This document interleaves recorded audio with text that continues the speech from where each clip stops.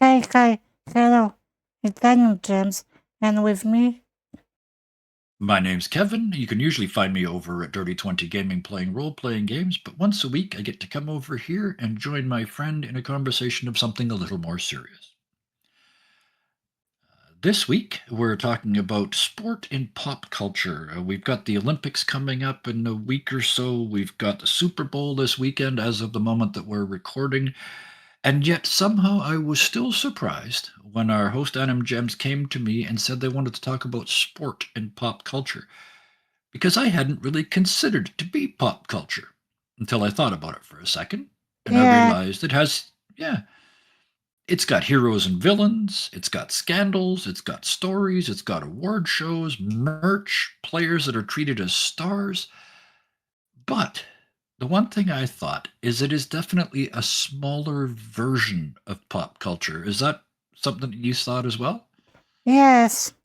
I mean, in the past, it was larger than now. Mhm. I feel like in 90s and like 2000, yeah, it was more popular.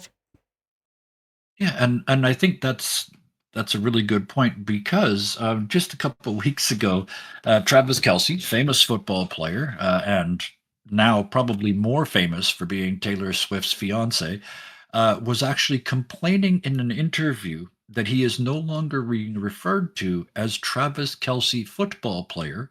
He's being called Taylor Swift's boyfriend, is how he's being referred to in public.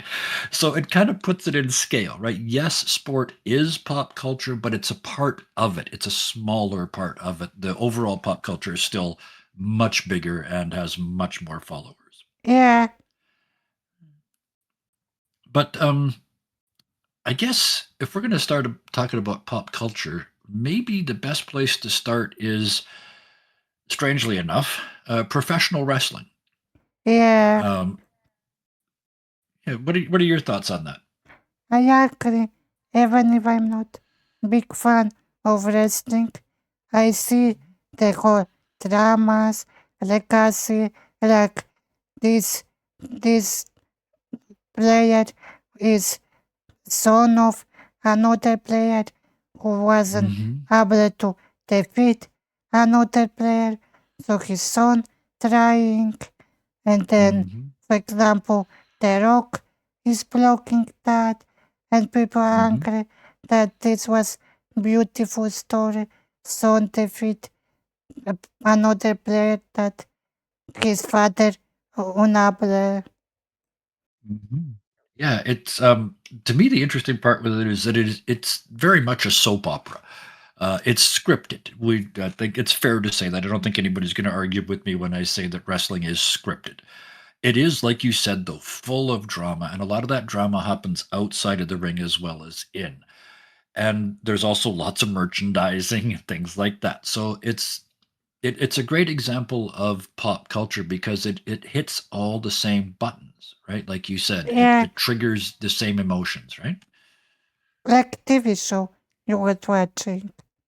Yes, yeah. So what's going to happen next week? And you always know something's going to happen because it's scripted, so there's no dull weeks, right? Um, so that's certainly one part of it, and one way to look at it is the professional wrestling sort of side of it. That scripted sport that's about creating viewers and it's about selling merchandise, just like a lot of pop culture. As you go Yeah, to a concert nowadays, they want to sell you the shirt, right? yes, and also even toys like dolls of singer, and also about these wrestlers, they have also personalities, Oh fictional, yes. like they are not like human, they are like characters in movie or game. 100%, and I think that's a great point, and I think it's a good reason to start with this one is because just like pop culture, you're not seeing real people. You're seeing actors, right? I mean, these are big muscular actors that throw each other around a ring, but they're still actors following a script, and they're still, like you said, personas and not people, right? Yes, That's bigger than life, I think, is the phrase that comes to mind.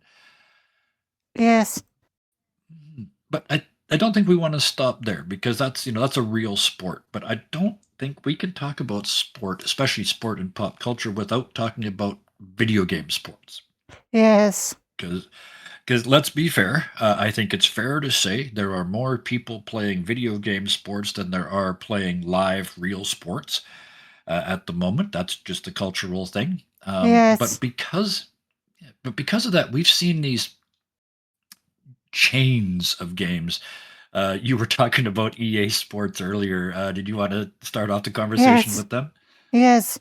Yesterday, literally yesterday, I try out new Madden 26 for the first time because I never played Madden and it's not popular in Poland. We don't even have Polish version of that game. And I was so angry at that game that I turned it out after one match because this game was like all these mobile games you have, like Candy Crush, because there was like 5 or 4 currency.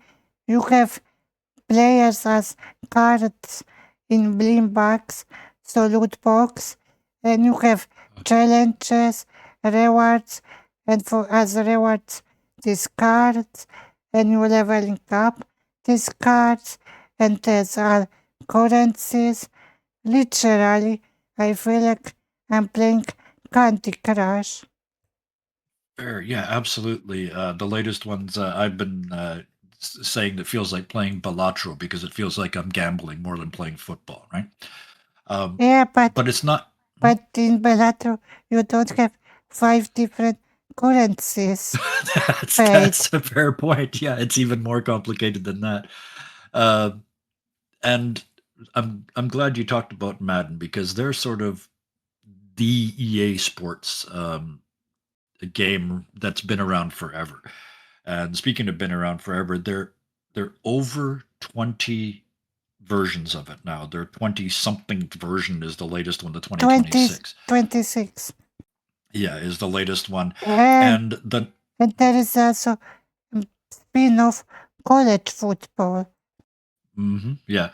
And the knock on them has always been the reviews have always been the same. It's the same as last year, the same as last year, the same as last year. Now, obviously, if you take the one from 20 years ago and now and put them side by side, they're not the same, but they are similar in key ways. The actual mechanics of the game haven't changed much in I 20 want years.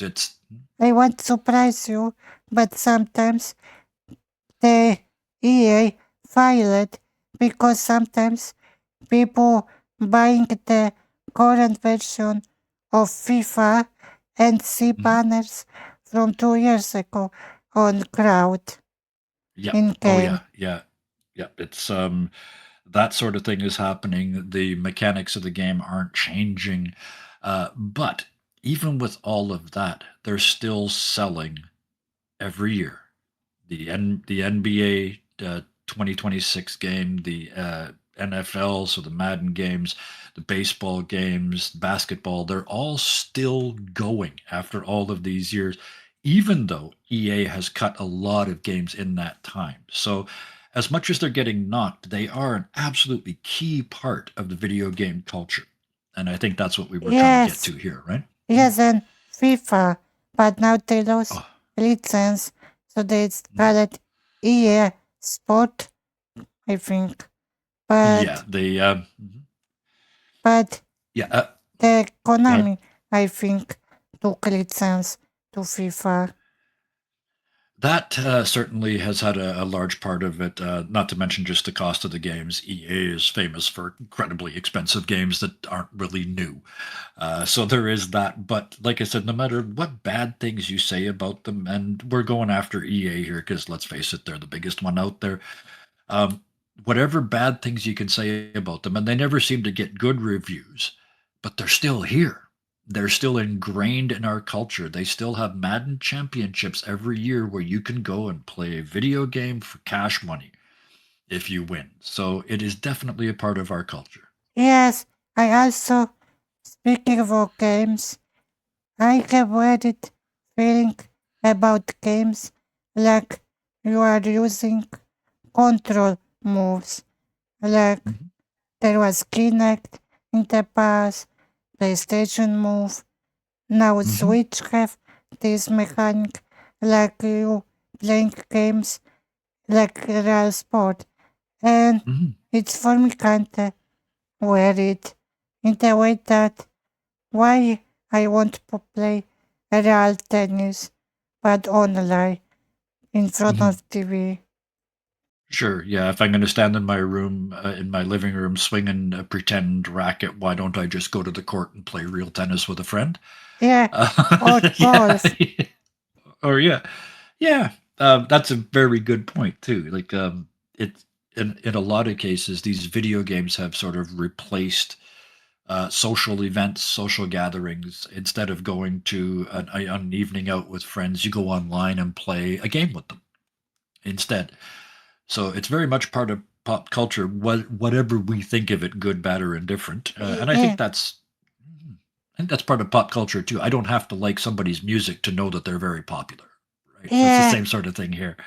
yeah. Also, I'm kinda sad that games that kinda are unique sport games are very niche.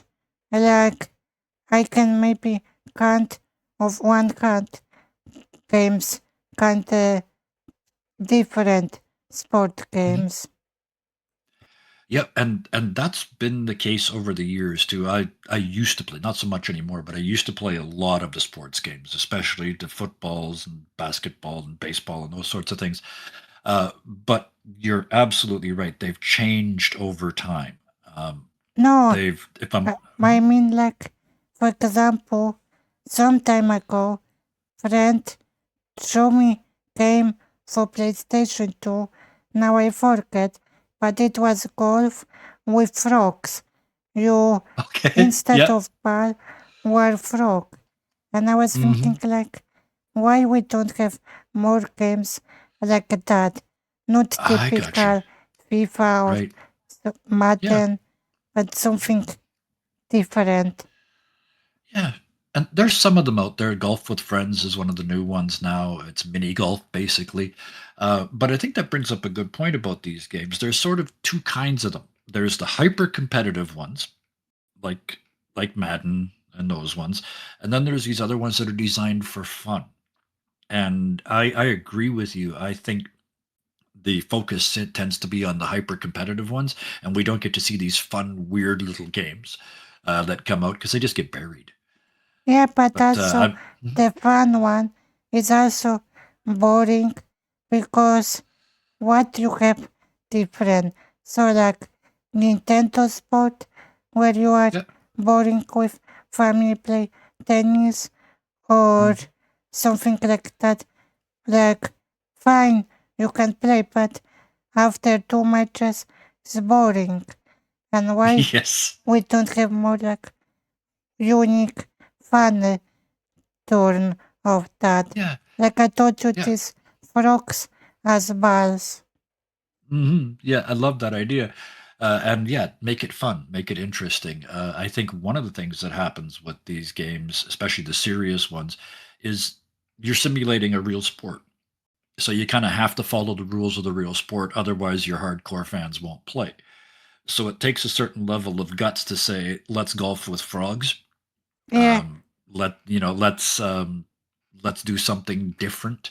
And so it's always a challenge to them, and I think that's the pressure too. They're under pressure to sell games, so they've got to listen to the only numbers they've got, sales numbers. So if Madden sells well, we keep making Madden, right? The tiny frog game, probably 2% of the population saw it. So if a lot of them bought it, it still doesn't add up. It doesn't make a dent, right? and also it's sad that EA and maybe Konami have like monopoly for sport games.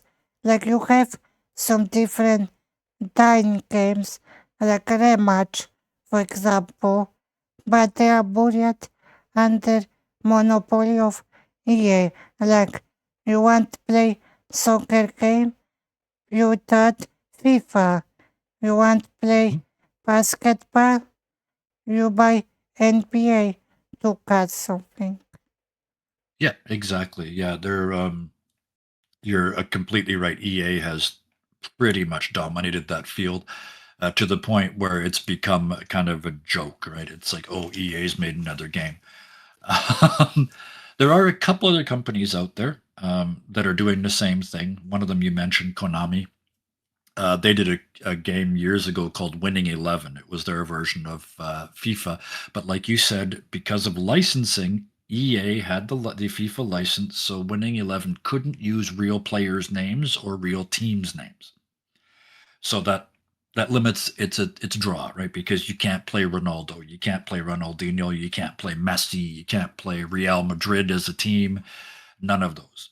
Yeah, But in my opinion, and I played them both, the Konami game Winning 11 was a much better game. But like you said, it gets buried by EA. So much like singers and that sort of thing, you sometimes you never hear the best ones because all you hear is the famous ones over and over again. yes. Also, what do you think about games that are collabs, like Sonic and Mario playing at Olympics? I hadn't actually really seen or thought about this until you mentioned it when we were planning this, and it's I get it. That's marketing. That's trying to sell seats. We're going to talk a little bit later about how the Olympics is sort of dropping off as a major sporting event. People aren't watching it anymore. But these collabs with famous video game characters like Sonic and Mario, to me, that is an attempt to become relevant again, an attempt to get viewers again. And we were talking about uh, sport is kind of fading as part of pop culture. It's kind of becoming a subset.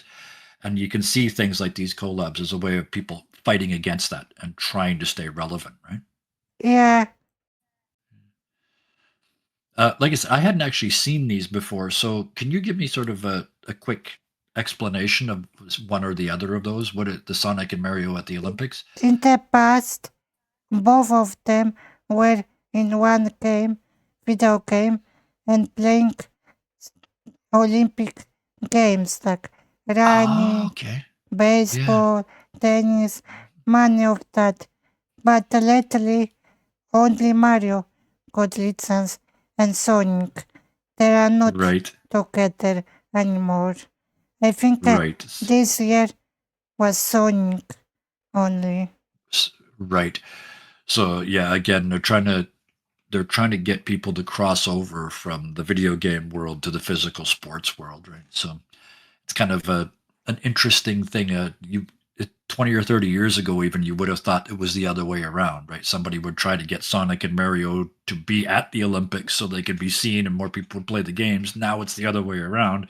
We're trying to put the Olympics in games so that people will watch the real thing, right? And also, nowadays, the Olympics releasing their game, like video game, with these mascots. And Yes. last one from Summer Paris was very Mhm. bad game. Like really, it was even Mhm. for free that game, and nobody wanted to play. That tells you everything you need to know, right? When it's free and still nobody plays, that was a bad choice. Um, but I think we're kind of on the same topic here, Yeah, moving but on. I Hmm? finish only that. Oh, It's please. also interesting that Nintendo stopped collaborating with Mario, and now only Sonic will be Olympic video games making. Right. Yeah, and interesting choice. I think it's fair to say Mario is more famous. Those games are a lot more famous than the Sonic games. I don't know because Sonic cartoon with movies, and nowadays, That's true. last Yeah. year, his kart game like Mario Kart was more popular and better than Oh, Mario Kart new one. oh. Well, you've caught me at a disadvantage. I didn't know either of those had come out last year. He said I play a lot of games, but not those ones. You Um, should check out Sonic Crossword. Very good racing game and defeat Mario Kart. New one for Switch too. oh, nice. Yeah, I'll have to try them out because as you know, but our viewers probably don't. I am a huge fan of driving simulator games. So we're going to get to those in a little bit. But yeah, I hadn't heard of these ones, so I'll add them to my list. Thank you. You're welcome. Uh, but we were talking about the games, and we mentioned a little bit earlier. If you're making a football game, you have to follow the rules of football. So there are some limitations, but I think it's fair to say that most sports games, and we'll include the movies in this as well, are really predictable. Is that fair to Yes, say? yes. Movies Right? Because even more because you have like 2 or 3 scenarios in movies. Yeah, we just a couple of weeks ago we were reviewing some movies that we're not looking forward or not waiting for in 2026, and Goat came up, and I think that's a great example. Yes, There's nothing new in that movie. It's a story that's been told 1,000 times. Undersized athlete breaks the mold, becomes famous. Right? That's yeah, that's the story, right? And yet they can make that movie every year with a different character and still get bums and seats to go watch it. So I guess it's working for them. But I know you mentioned as well. There's really no point in watching sports movies because you know how they're going to turn out, right? yeah. Or you have Yeah. sport movies like you have team of losers and then come Mm-hmm. for punishment the the coach to train Mm-hmm. them because Yeah. he didn't really want it, but court give him Mhm. punishment, and then they won championship, and he Oh yeah. started off this team and Yeah. stay and help them. Or you have another story that you have athlete who had accident and he struggled to return to Mm-hmm. playing. Yeah, and to a lesser extent, and in a very different way, the games are predictable too, like we talked about. Um, if you're making a football game, you have to follow the rules of football. That has to be in the game. So they're predictable that way. But that's not really what I was talking about. I think they're predictable in the way that there will always be one team that's the best team to play. There Yeah, will always be one dominant team, and if you're not playing them, you're going to be struggling. Uh, but there's just when you plug in that game, when you plug in that movie, you know exactly what you're going to get, right? yes. Yeah.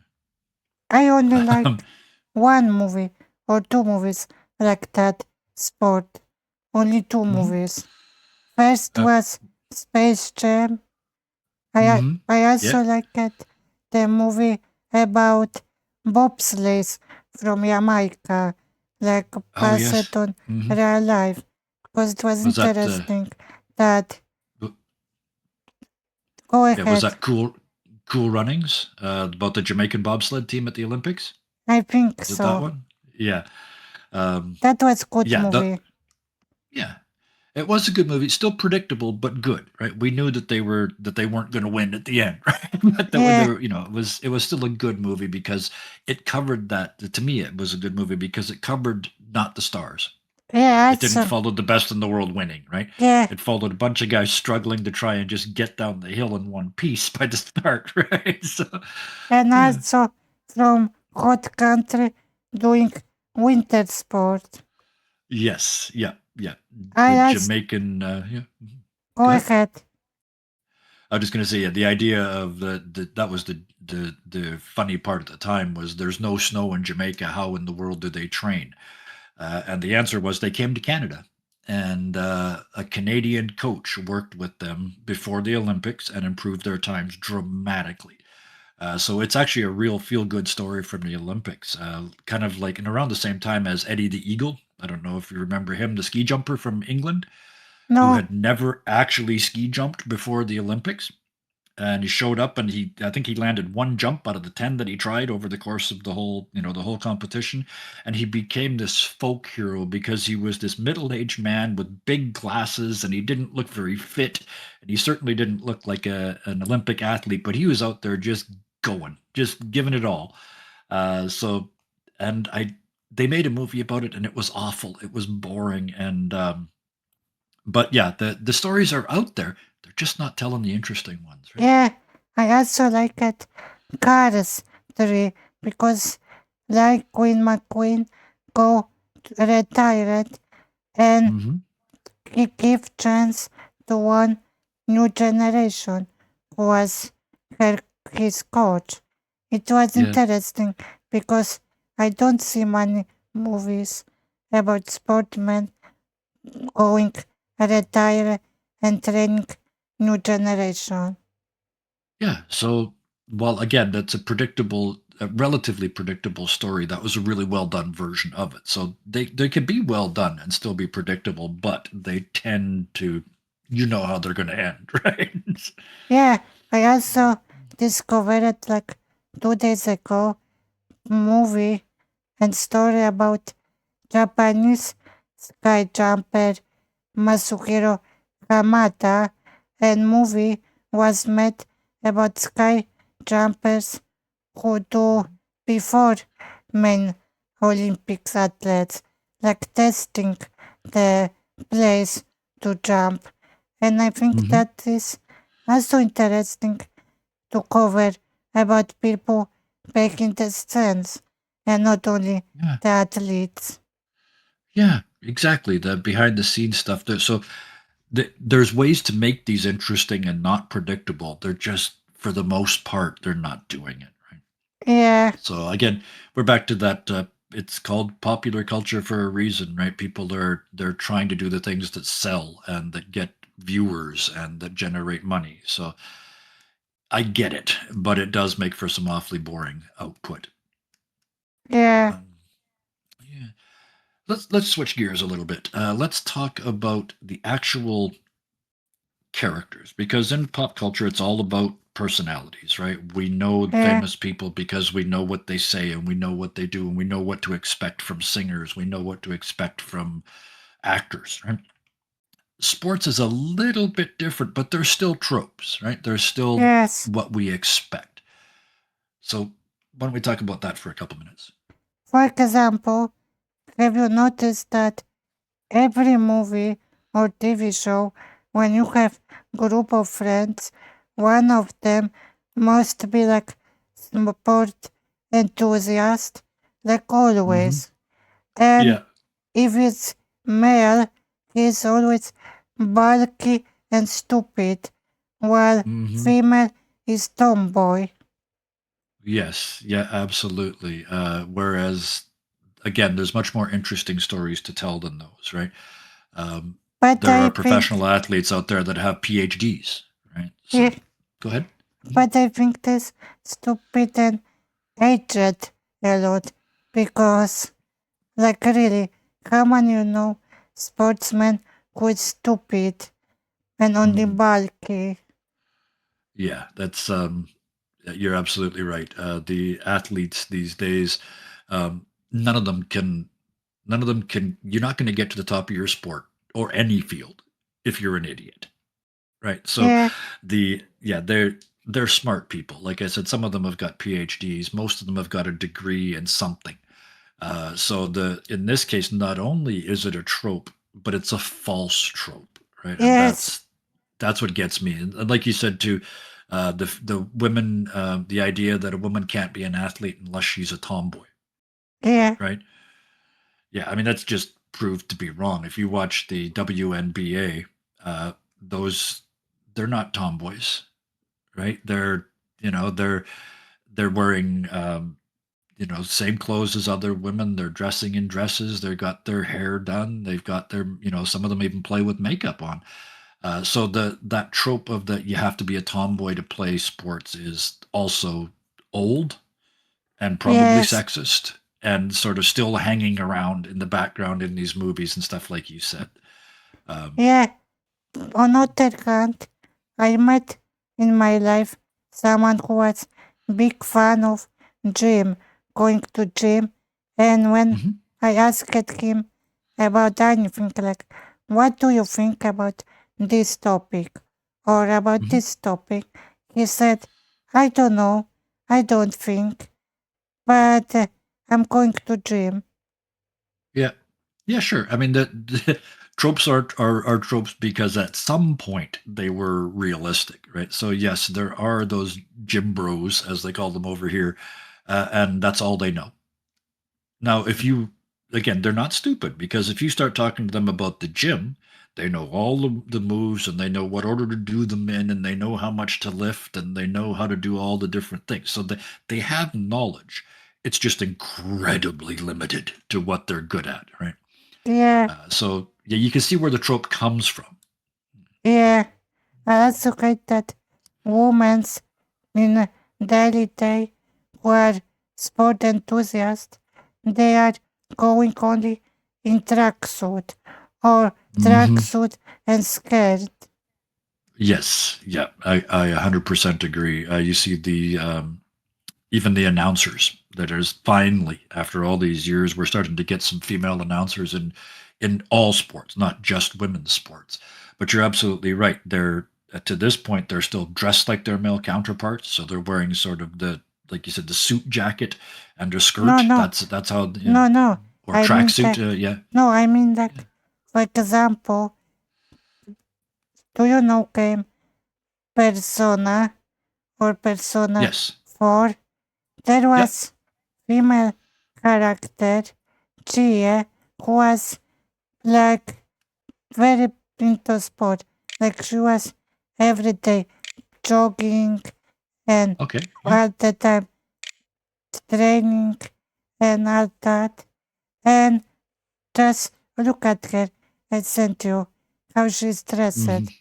She Yep. have tracksuit Yep. and Yeah. every day she was wearing this tracksuit in like going to grocery, to Yeah. school, like Hmm. you see how she is tomboy. Absolutely, yeah. And that idea that an athlete is only ever an athlete, that's all they do. So, the idea that they would wear a tracksuit to go shopping, right, makes no sense in the real world, but that's what we're told in the trope that, they're always dressed that way. They never go anywhere except when they're wearing runners, and it's just not true, right? I mean, it's just an oversimplification and really, really not true. Yeah, and I notice characters, a lot of them, like Hmm. even in different sports, like swimming, they still Hmm. dressing up like tomboy. Sure. Yeah. I agree with that completely. It's not all of them, but it's again, it's the ones that we see that are doing that. They're the ones that getting the coverage. So that's what we see, right? So it's certainly it's something we see in pop culture too. Again, if you're going to be this kind of performer, you need to dress this way. You can't go to an awards show if you're a singer. You can't go to an awards show wearing boring clothes. You have to dress up. So the tropes exist in pop culture as well, but they're certainly, I think, they're more blatant in sport than they are in most places.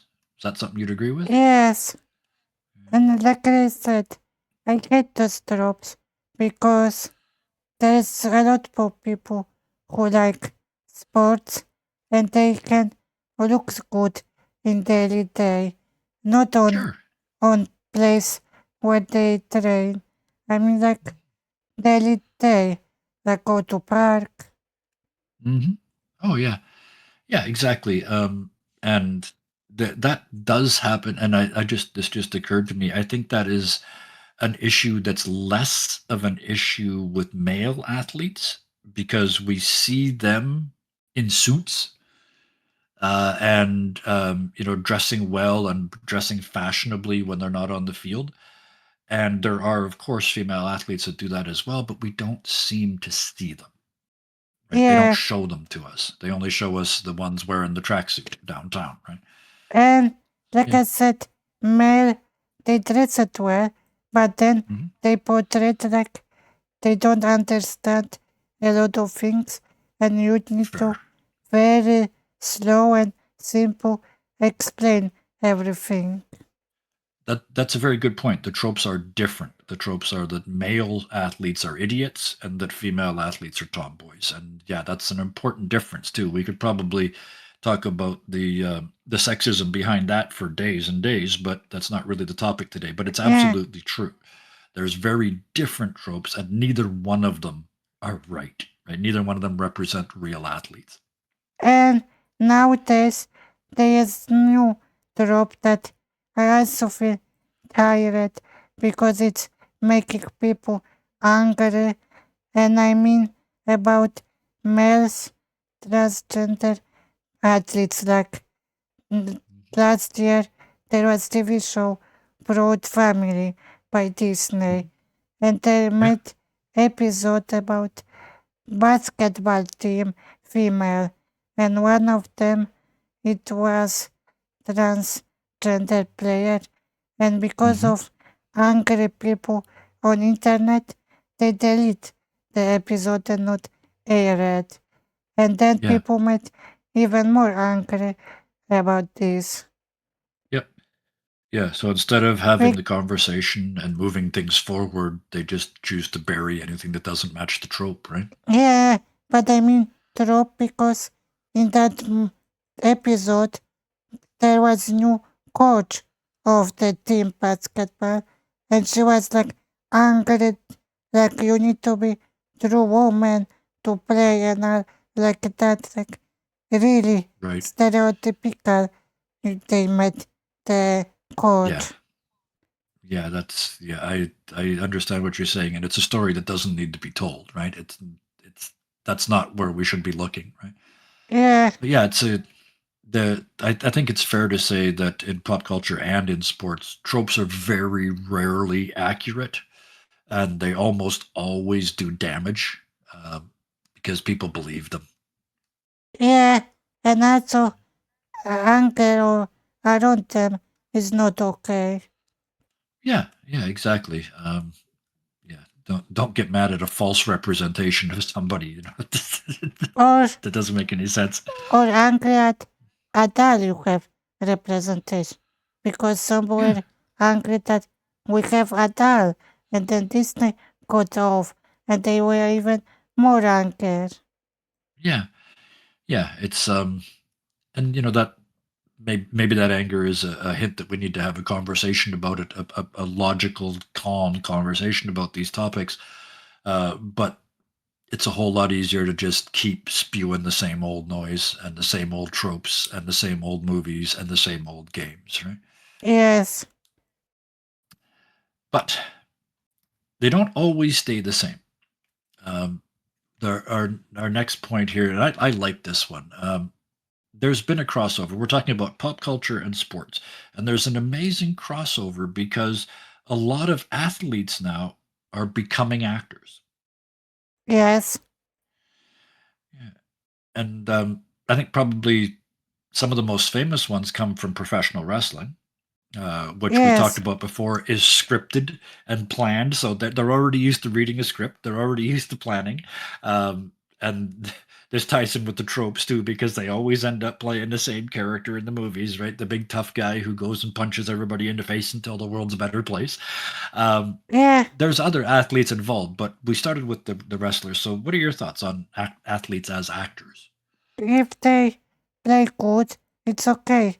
But some of those wrestlers are very Blackstone playing like Hmm. Yeah. not good actors. Yeah, and there's ones that are incredible. The one that comes to mind to me immediately is Dave Bautista, the ex wrestler who has been in superhero movies. He's been in action movies, but the thing to me is he can actually act. He can play more than one character.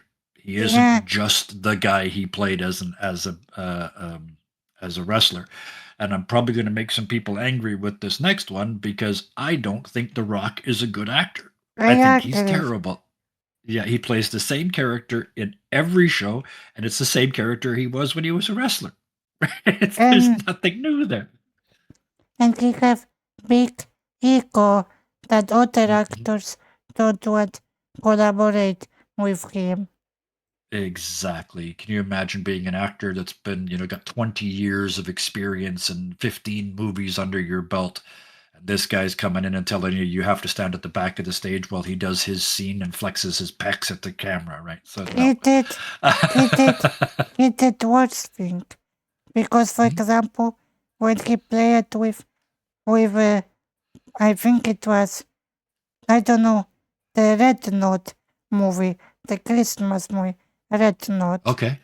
I Hmm. think it was with Ryan Gosling. And Okay. he was late few days for 20, not 20, 12 hours before he Yeah. come to plan to filming. Yeah, which costs hundreds of thousands of dollars to wait for somebody to be there for a job that they were contracted to do, right? And Uh, that's maybe it was an accident, but probably it was arrogance. Like, you can wait for me because I'm so special. yeah, but Um, imagine be at place of Ryan Gosling. You are mm, waiting to film scene mhm. to another actor 12 hours. Yeah. Yeah, and it's not just the other actors too, right? Everybody's waiting. The producer, the director, the camera crew, the lighting guys. And when it's that long, if it's an outdoor scene, they have to change the lighting, they have to move the cameras, they have to move the sound equipment. Um, and that level of arrogance, I wish I could say it was rare in athletes that have become actors, but it isn't. We see the same thing with I'll give another specific example at the risk of upsetting people. Uh, Connor, um, the not wrestling, the UFC fighter Conor McGregor was in a movie, the remake of Roadhouse, and he's just a bouncer in the movie. And apparently, the scenes that he shot took 5 times as long as anybody else's scenes. And he was a pain on set, and he was late, like you said, and he didn't listen to advice, and he got mad when he got notes. And there's that arrogance. I mean, you're not an actor, or at best, you're a new actor. Yeah, Get off your horse, get off your high horse, quit pretending you're something special, and do your job. Right? That's all we're asking. Just do your job. I'm also sad that there's so much politics around sport and sport people. Hmm. Like, for example, another actress, Gina Carano. She was also the wrestler, but she Hmm. played good in Star Wars. But Yeah. because she posted some stuff, then Disney fired her and didn't even inform her. She learned from TV that she was fired. Yeah. So yeah, that crossover into pop culture doesn't always work. I think is the point where we can get to here.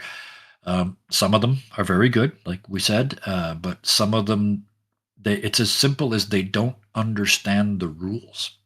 They don't understand what their new job entails, and they somehow think that being an ex-athlete makes them special somehow. I And also so, I also feel like kinda torn apart about Space Jam because it's mhm. nostalgia, but will be true that Michael Jordan wasn't a really good actor. No, no. And in that case, it kind of didn't show because when you're on the screen with the Looney Tunes, nobody's looking at you anyway, right? So, but yes, I agree with you completely. He was a good actor, but he's one of the ones that started the whole process of athletes becoming actors, right? Yes. So it's good to, yeah, definitely good to mention him in there. Also, Um, it wasn't the wrestler, the Hulk Hogan, because I yep. think he was also later in movies. Yes, and a very similar thing. He's not to put too fine a point on it. He's an awful actor, absolutely terrible. But again, he used his fame to cross over or to try and cross over from that sport pop culture to sort of open pop culture. And yeah, it didn't work. Nobody Yeah. was impressed. um, well, while we're on the topic of movies, sports biography movies. Um, I like the way you put it. There's nobody interesting left to do bios on, right? Is that what you Yes. said? Yeah. And that's how we ended up with, and boy, I'm being controversial today. This is how we ended up with Madden the movie, right? I Yeah. don't think there's, I don't think there's a million people that want to see that movie. Even football fans, I don't think care much about what John Madden was like in university. Again, I'm not a big football fan, so maybe I'm wrong, but it doesn't seem to me like that's worth a movie. Yeah. Also, Um, one more thing about athletes as oh, please, yeah. actors. What do you Mm. think about athletes in commercials? Oh, that's a topic, isn't it? Because again, we're using their fame as a sports person to sell stuff, right? And Yeah. that one, I mean, I'll be honest, I'm not a fan of that. I think it's a way of putting pressure on people to buy stuff. Like somehow you'll be closer to that football player if you buy these shoes. You know, if you think about it, if you say it out loud, it doesn't make any sense, but that's the pitch, right? Yeah. No, Michael But Jordan was in the ad, or that sort of thing. So, yeah, but in Poland was even funnier oh because yes, when I was child and it was 2000, we have super hyper popular sky jumper Adam Małysz, and he was hmm everywhere. Like he was in commercials of tea, for example. yeah. Where's that connection, right? I'm very good at ski jumping. You should listen to me when I give you my opinion on what tea to drink. Yeah, Yeah, but that's that again, that pop culture side of it, right? We're using their fame to sell stuff. yeah, and Right? there So there's was nothing new there, right? and there was video games, Skyjump Championship, but everybody was telling, "Oh, Adam Małysz game," because he was Mhm. on cover art. Right. Yeah. I don't think that game ever made it over here.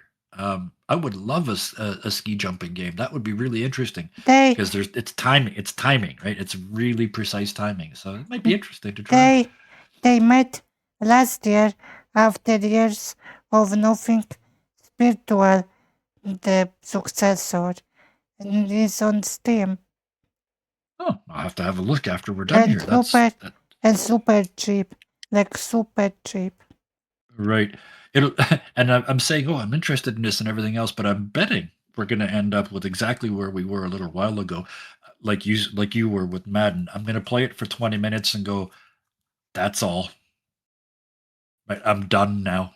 There's nothing more to do here. I jumped and I landed In, and the, that's in, it. in theory, you can test different atmospheric and Oh, different okay. position of jumping, like higher, Sure. lower. Yeah. Yeah. And your body, I know in the actual skiing, it's the angle of your body and the skis, and even use your hands to steer. And yeah, it's an incredibly complicated thing. And if you get it wrong, you hit the ground going 120 kilometers an hour. So there's always that. So, Yeah, but but yeah, that's to turn their fame of that into selling tea is a stretch to me.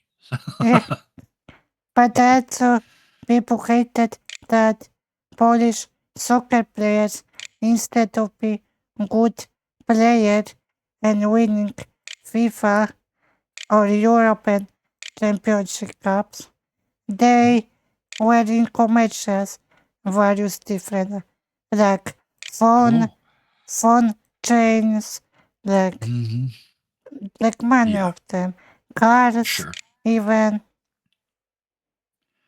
Yeah, and something similar to that. We're, as you said, we're coming up on the Olympics here, and just before every Olympics ever, at least in Canada, I'm presuming it's the same everywhere else, the athletes that are about to go to the Olympic Games suddenly start appearing in commercials. Yeah, but So all of a sudden they're selling cell phones. no.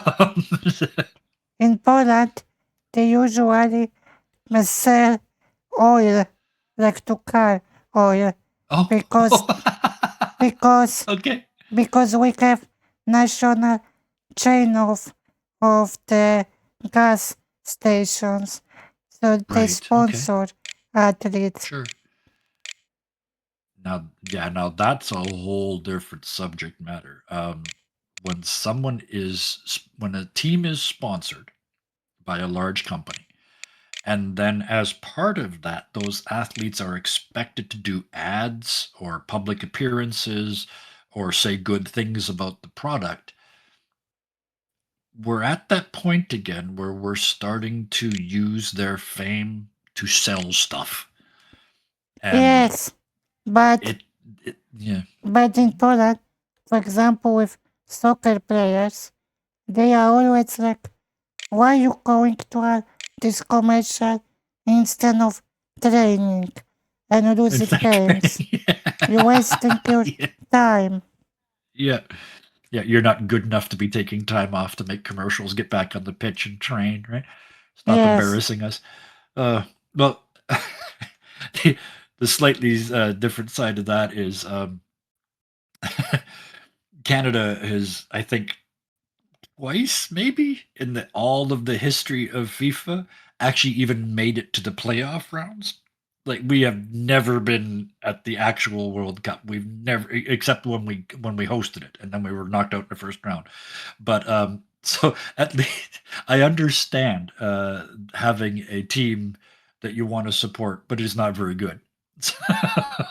yeah, and also people hate the wives of soccer players because they are influencer easy. Yeah, there's a phrase over here. It's mostly hockey players. They call they call them wags. It's wives and girlfriends, and it's kind of a running gag that yeah they're.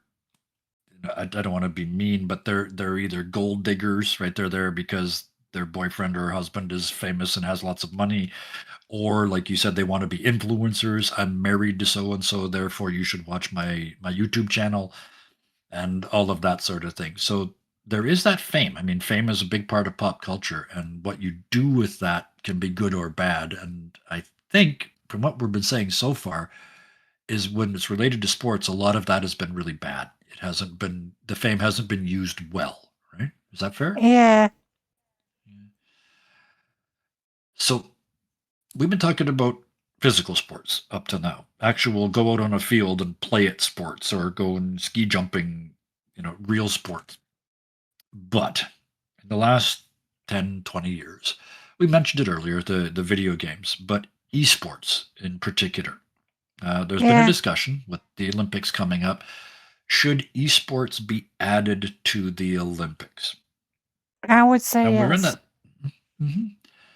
I think so too, because if we're looking at this as pop culture, and we want, from the Olympic point of view, if we want to generate more views and get people to watch, because let's face it, the numbers are down. People are not watching the Olympics like they used to. It's not the big deal it used to be. Yeah, But if we added esports to it, it would add a whole new level. And to me, one of the things that with pop culture, popular culture, is I want to be able to be part of it. And with esports, I kind of can. yes, I don't have to be 20 and sponsored and incredibly fit and devote my entire life to running up and down a field. I can be an older person sitting in my chair in my room, drinking a coffee and playing a video game, and I can still feel like it's a sport, like I'm competing. yes, and What? also you training, Mhm. practicing. It's Oh not yes, like yeah. just playing for fun. Yeah, exactly. The true esports athletes, they're putting in every bit as much training as a physical athlete. Again, I play a lot of the driving simulators, and the best guys in the world are practicing 8 to 12 hours a day, every day. And that's more than a physical athlete can do because you can't go and run up and down a soccer pitch for 12 hours. Nobody's that fit. But you can sit in a chair and drive a pretend car on a computer for 10 to 12 hours a day. Yeah. So you can get exceptionally good at it. And I mean, I'll toot my own horn a little bit right now. I'm in the top 10% in one of the games I played. I'm in the top 10% in the world. But that does not make me an esports player because the top 1/10 of 1% are the ones that are going to the competitions and actually winning money and prizes and trophies. So um, I think because esports has become so competitive, and frankly, there's probably more esports athletes out there than there is real sports athletes.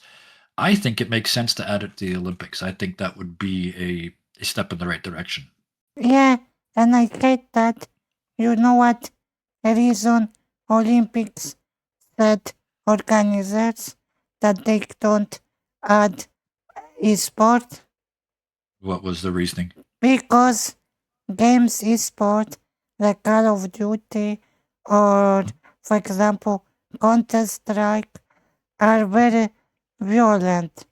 But for Yeah. me, it's stupid because there is so many games in Olympic that are violent. They are Yes. Yeah. martial arts. Yes. Yeah. They're physically out there beating each other up. That is boxing. It's another one. It's been there since forever. Wrestling. Those are original, like all the way back to the Greek Olympic sports. They're So violent. you have Yeah. also taekwondo, karate, Mhm. kung Oh yeah. fu. I think there was also. Yep. Oh yeah, and like you said, they're all violent. And if you're talking about weapons, the biathlon, I know you're shooting at targets, but you're still shooting a rifle.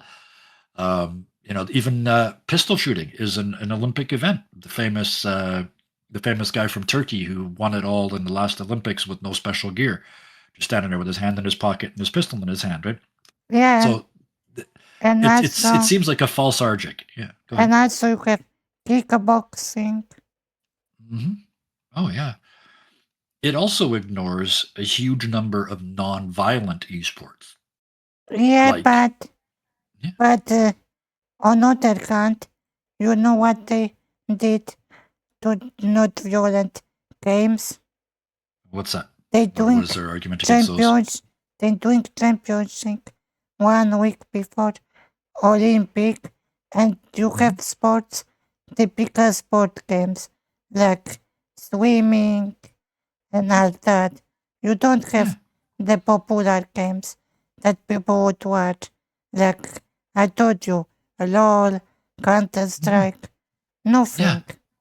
yeah.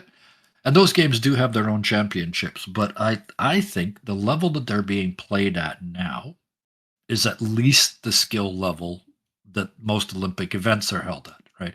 There are elite CS:GO players. Like they are, there's a dozen of them in the world that are that good. And if the Olympics is about watching the best in the world compete against each other, then I think it should include the best in the world that sit in a chair and play with a controller, Yeah, as then, well as, yeah. and also, I wish those players will go on with flag, represent country, and Yeah. during my games, not like now, 1 week before Olympic. Absolutely. I mean, one option, I'm not saying they should do this, it just occurred to me, is have a virtual Olympics alongside the real Olympics. Because there's video games, like you said, they're not very good, but you could make a better one that, say, a pentathlon game where you compete in 5 sports over the course of esports over the course of a couple of days and score points in all of them, just like the real pentathlon in the Olympics. If on the Olympics today is ski jumping day, then why not have esports ski jumping day on the same day? Not at the same time, obviously. You want people to watch both, but there's ways that they could absolutely integrate it without sort of stepping on anybody's toes. I think. Yes, but like I I also said, think it would. I Mhm. would prefer classical esport games and not Yeah. only this boring virtual sports. Sure. Yeah, absolutely. And there's lots of room to have this conversation, but I think the upshot is if they want to maintain, if they want to create popularity that they're losing, esports is certainly one way to do that because esports is incredibly popular now. Again, I keep going back to it because it's my esport. There are more people now in the world watching virtual racing than are watching real cars race. So that's a Yeah, field where that the crossovers happened. Esports uh, is already getting more viewers and generating more money and generating more ad revenue than the actual sport it's based on. So if you embrace that and join that popular support for it, you can only end up doing well, right? yeah, and like I said, I think the organizer, the people who doing Olympics, they are old, very old, and don't Yep. see that. They see that games do violence Hmm. argument. Yeah, or they just don't think that if they won't say it out loud, but they don't think that video games are a sport. They can't say that, so they say, "Oh, it's about the violence," right? Yeah, Um, but I think you're right. It comes from that conservative attitude of that what we're doing is right and all new things are bad, right? So yeah, and I think that's a mistake. I think the Olympics in particular will start to fail. but People are going to that stop it's watching unless but they change. but that it's interesting that some players, like for example soccer, they playing FIFA as practice too. Yes, yes, yeah. Um, and those sports, I like that. I like the idea of national teams. So, all year they play in their league, and they're winning or losing in their league. But then once every couple of years for either the FIFA World Championship or the Olympics, you gather the best in the entire country and put them together, and that works esports or real sports, right? Just that Yeah, idea of the best of the best. That's what the Olympics used to be, right? It was the best of the best doing incredibly difficult things and making it look easy. And if that's the definition, then esports fits. yeah. But like I said, I even real sportsmen playing games. So Oh I yes. hate that the people in charge are old and don't Mhm. see esport as potential. Sure. Right now, Max Verstappen, who is the four-time world champion in Formula One auto racing, and he came within 2 points of being a five-time champion last year. But he has embraced esports to the point where he started his own esports driving team. He pays the drivers a regular salary to drive for him. They compete internationally. They win a tremendous amount of money, and they are dominating the esports driving world right now. And that's a real athlete who has seen the value of this. And he's the first to say, I don't become a better driver in real world by driving in a simulator, but it keeps me sharp. Yeah, So yeah, that crossover is happening, but as you pointed out, the Olympics is not on board, not yet. But we did mention, I just mentioned it, esports and the money that's out there now. As it's become more popular, as it's getting more viewers, I mean, that's what pop culture is, right? Everybody's watching it. yes. There are people making $1 million playing video games. But What you are your have thoughts on that? also sponsorships won Hmm. awards. Yeah. Oh, yeah. Absolutely.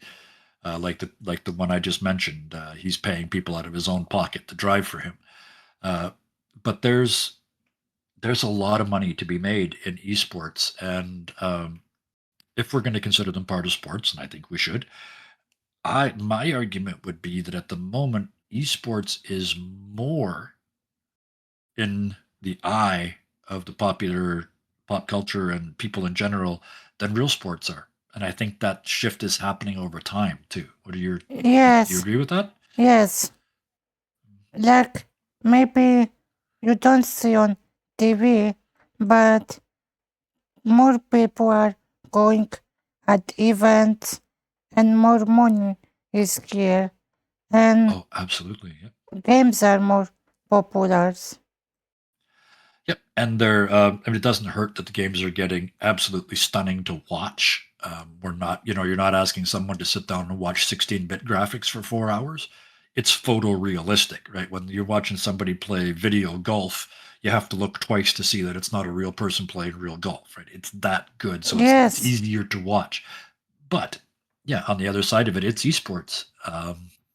Right? That person is sitting in their, sitting on their couch or in their chair at home with a controller in their hand.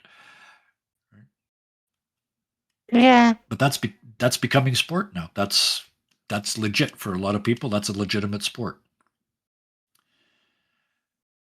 But let's get back to this. We talked about this next one a little bit already. The Olympics, other big sporting events. I'm not going to include FIFA because their numbers are still incredible. But a lot of sports, and let's talk about the Olympics specifically, and really specifically the Winter Olympics, because that's what's happening in a week here. this week. The, this week, yeah, the word irrelevant keeps coming up. Yeah, Like to talk about that for a bit? yes, because a lot of people don't talk anymore and it's not exciting to watch. Yeah. Like even summer one, I didn't have many people talking about that, wanting to watch, merchandise, nothing. Yeah.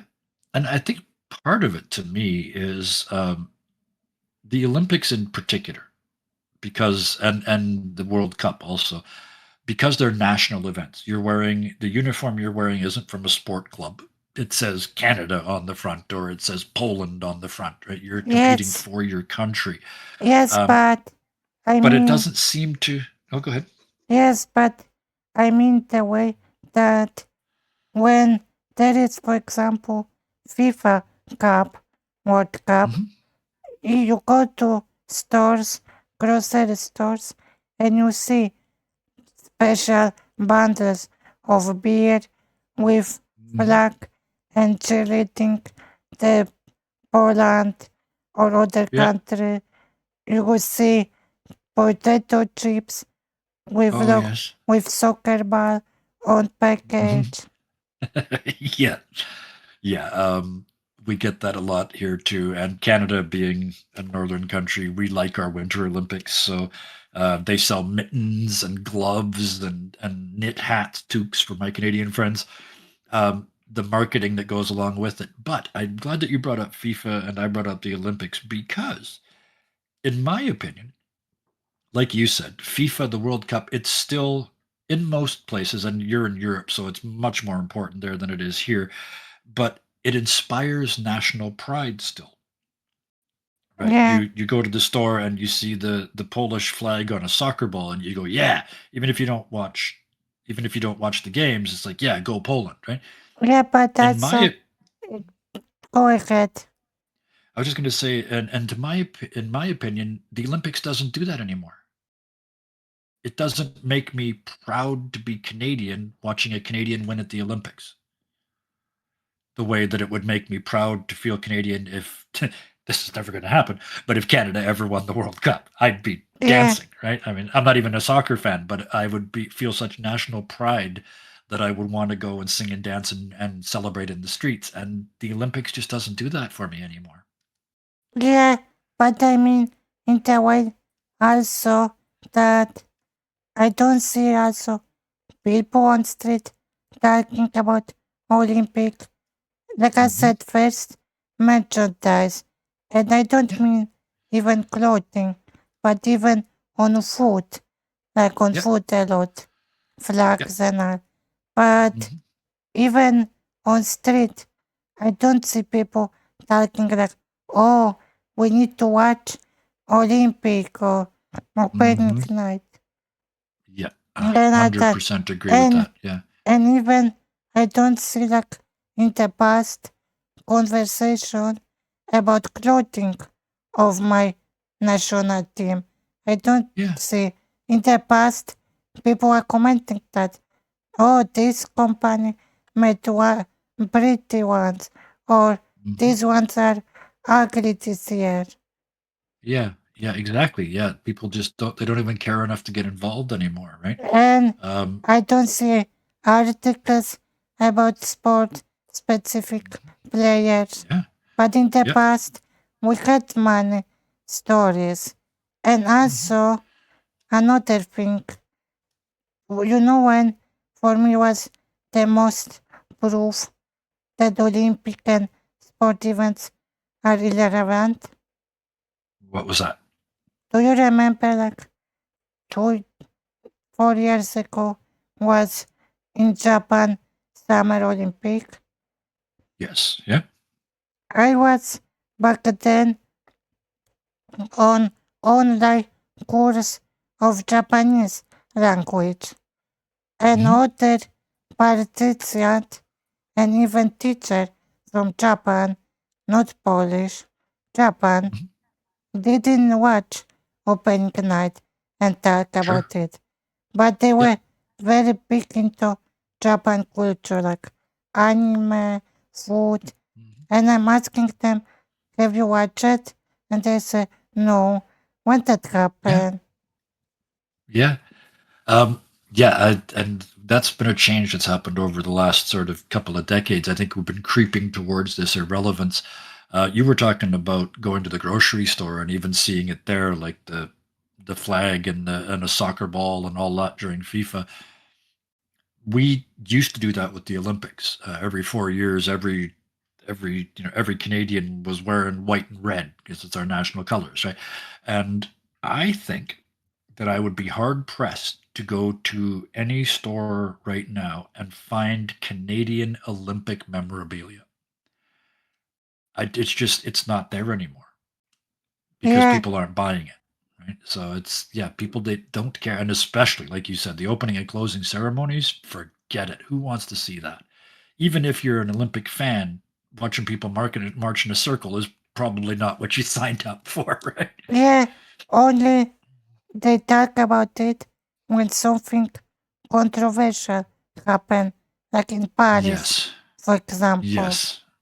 Yep. Or jumping ahead a little bit, the only time the news gets on or the sports Olympics gets on the news now is, like you said, when something bad happens.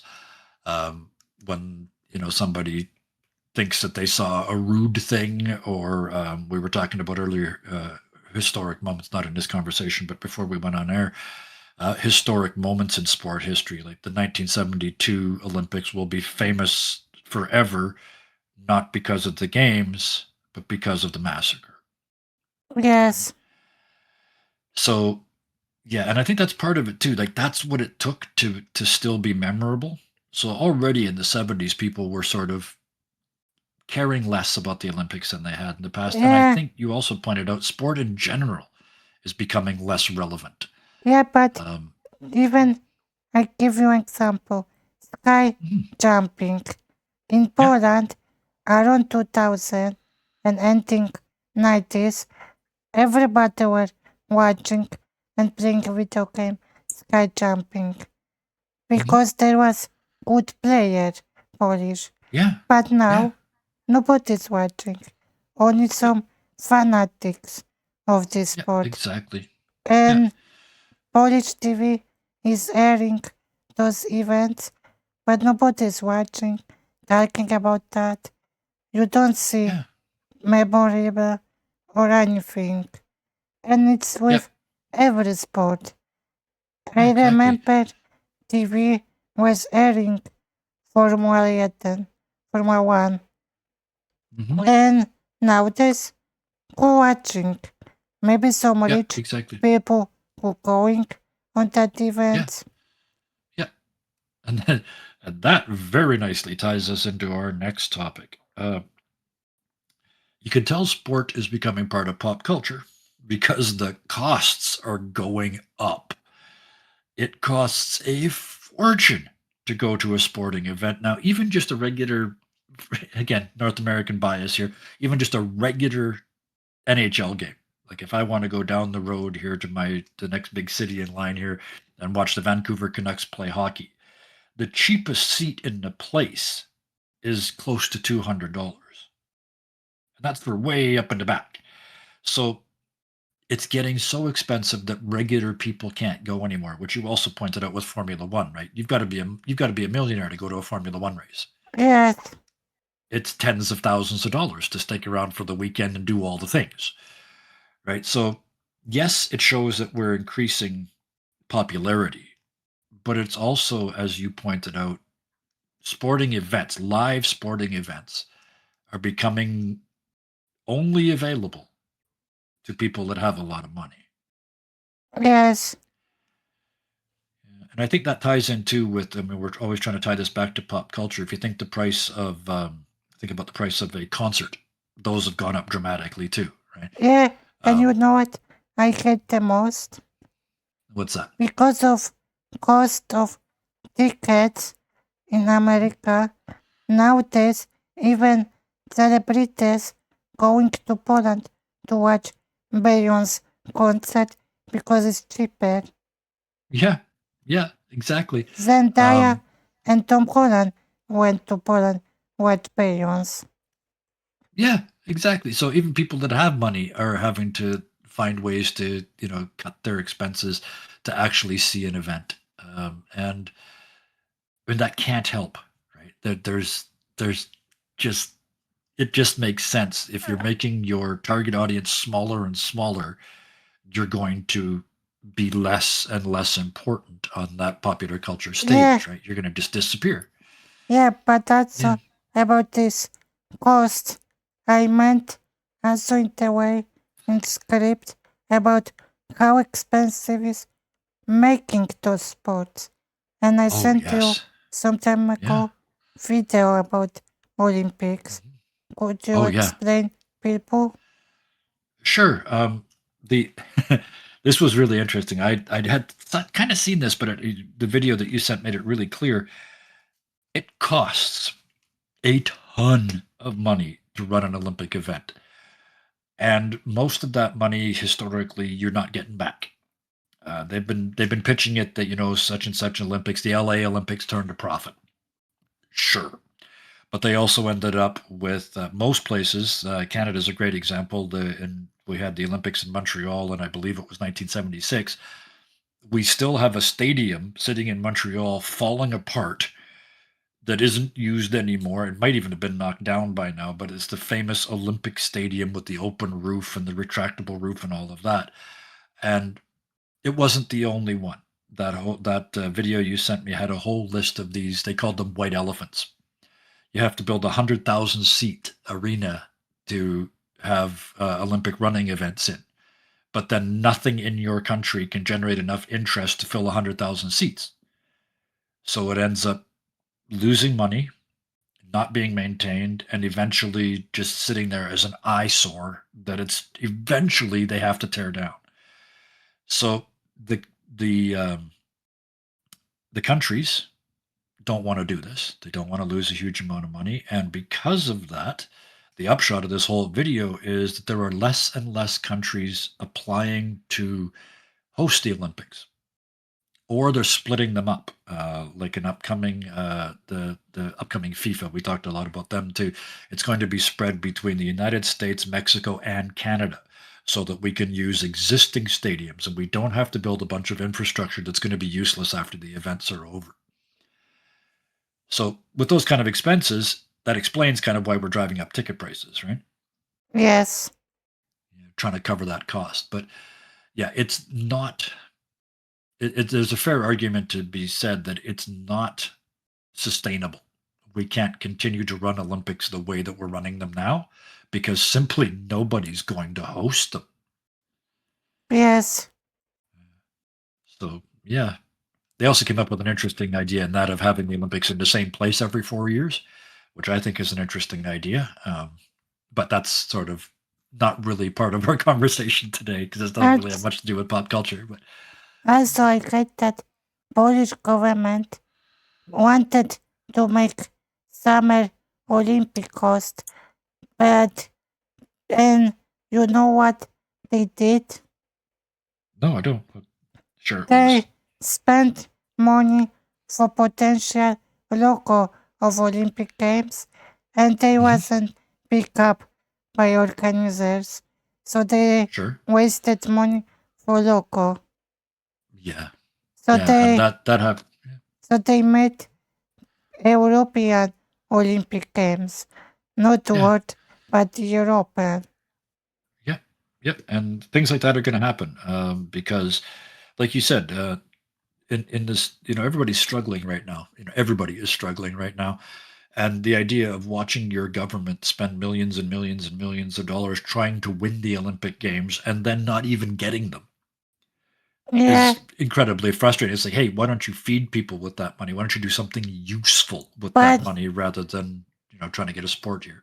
yeah, but I mean, they wanted be pick up to host Olympic, Hmm. so they Yeah, spent money for fictional logo of yeah, Polish oh Olympic, yeah, and yep, it was went to trash.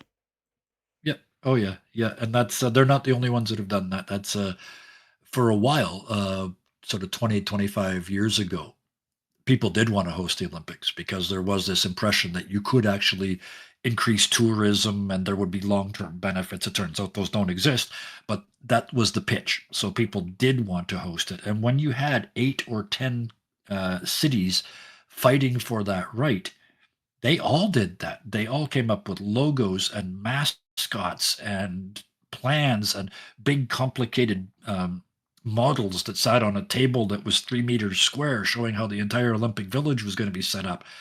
Millions and millions and millions of dollars. And then to get the job, to get the actual hosting position, as it was pointed out in that video you showed me, they lie about how much it's going to cost.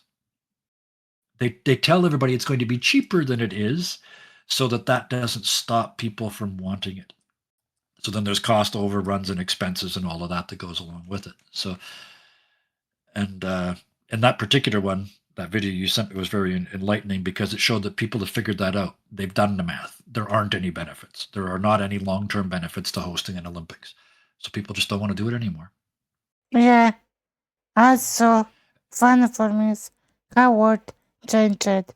In ancient Greece, you had bread and no, in Rome, ancient Rome, bread and Olympic, and now Yeah. you don't have Olympic. Yeah. Yeah. The old saying, bread and circuses, give them bread and circuses and they'll be happy.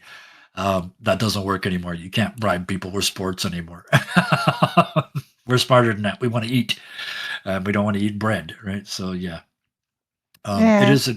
It's an interesting. I like this filter of looking through sports at the changes in our world and what people see as important. It used to be worth millions of dollars to feel that national pride and to stand up with your hand on your heart and sing the anthem when your athlete won the gold medal, right? And now people couldn't even be bothered to tune in. So that's a huge social shift, right? yes, And as we pointed out, it's not just the Olympics, it's all sports in general. But that ties in nicely with this next one. Some of these sports are seeing that, and they're realizing that they have to change the way that they approach their fans.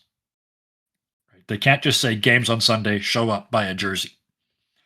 It has to be appealing now. They have to have events. They have to make people feel important, make people feel involved. So now you can go on the field and shake the athlete's hand just before the game, or you can enter a raffle to get his jersey that he wore last week. So there's all these pop culture elements that are starting to show up at sporting events that weren't there before. yeah.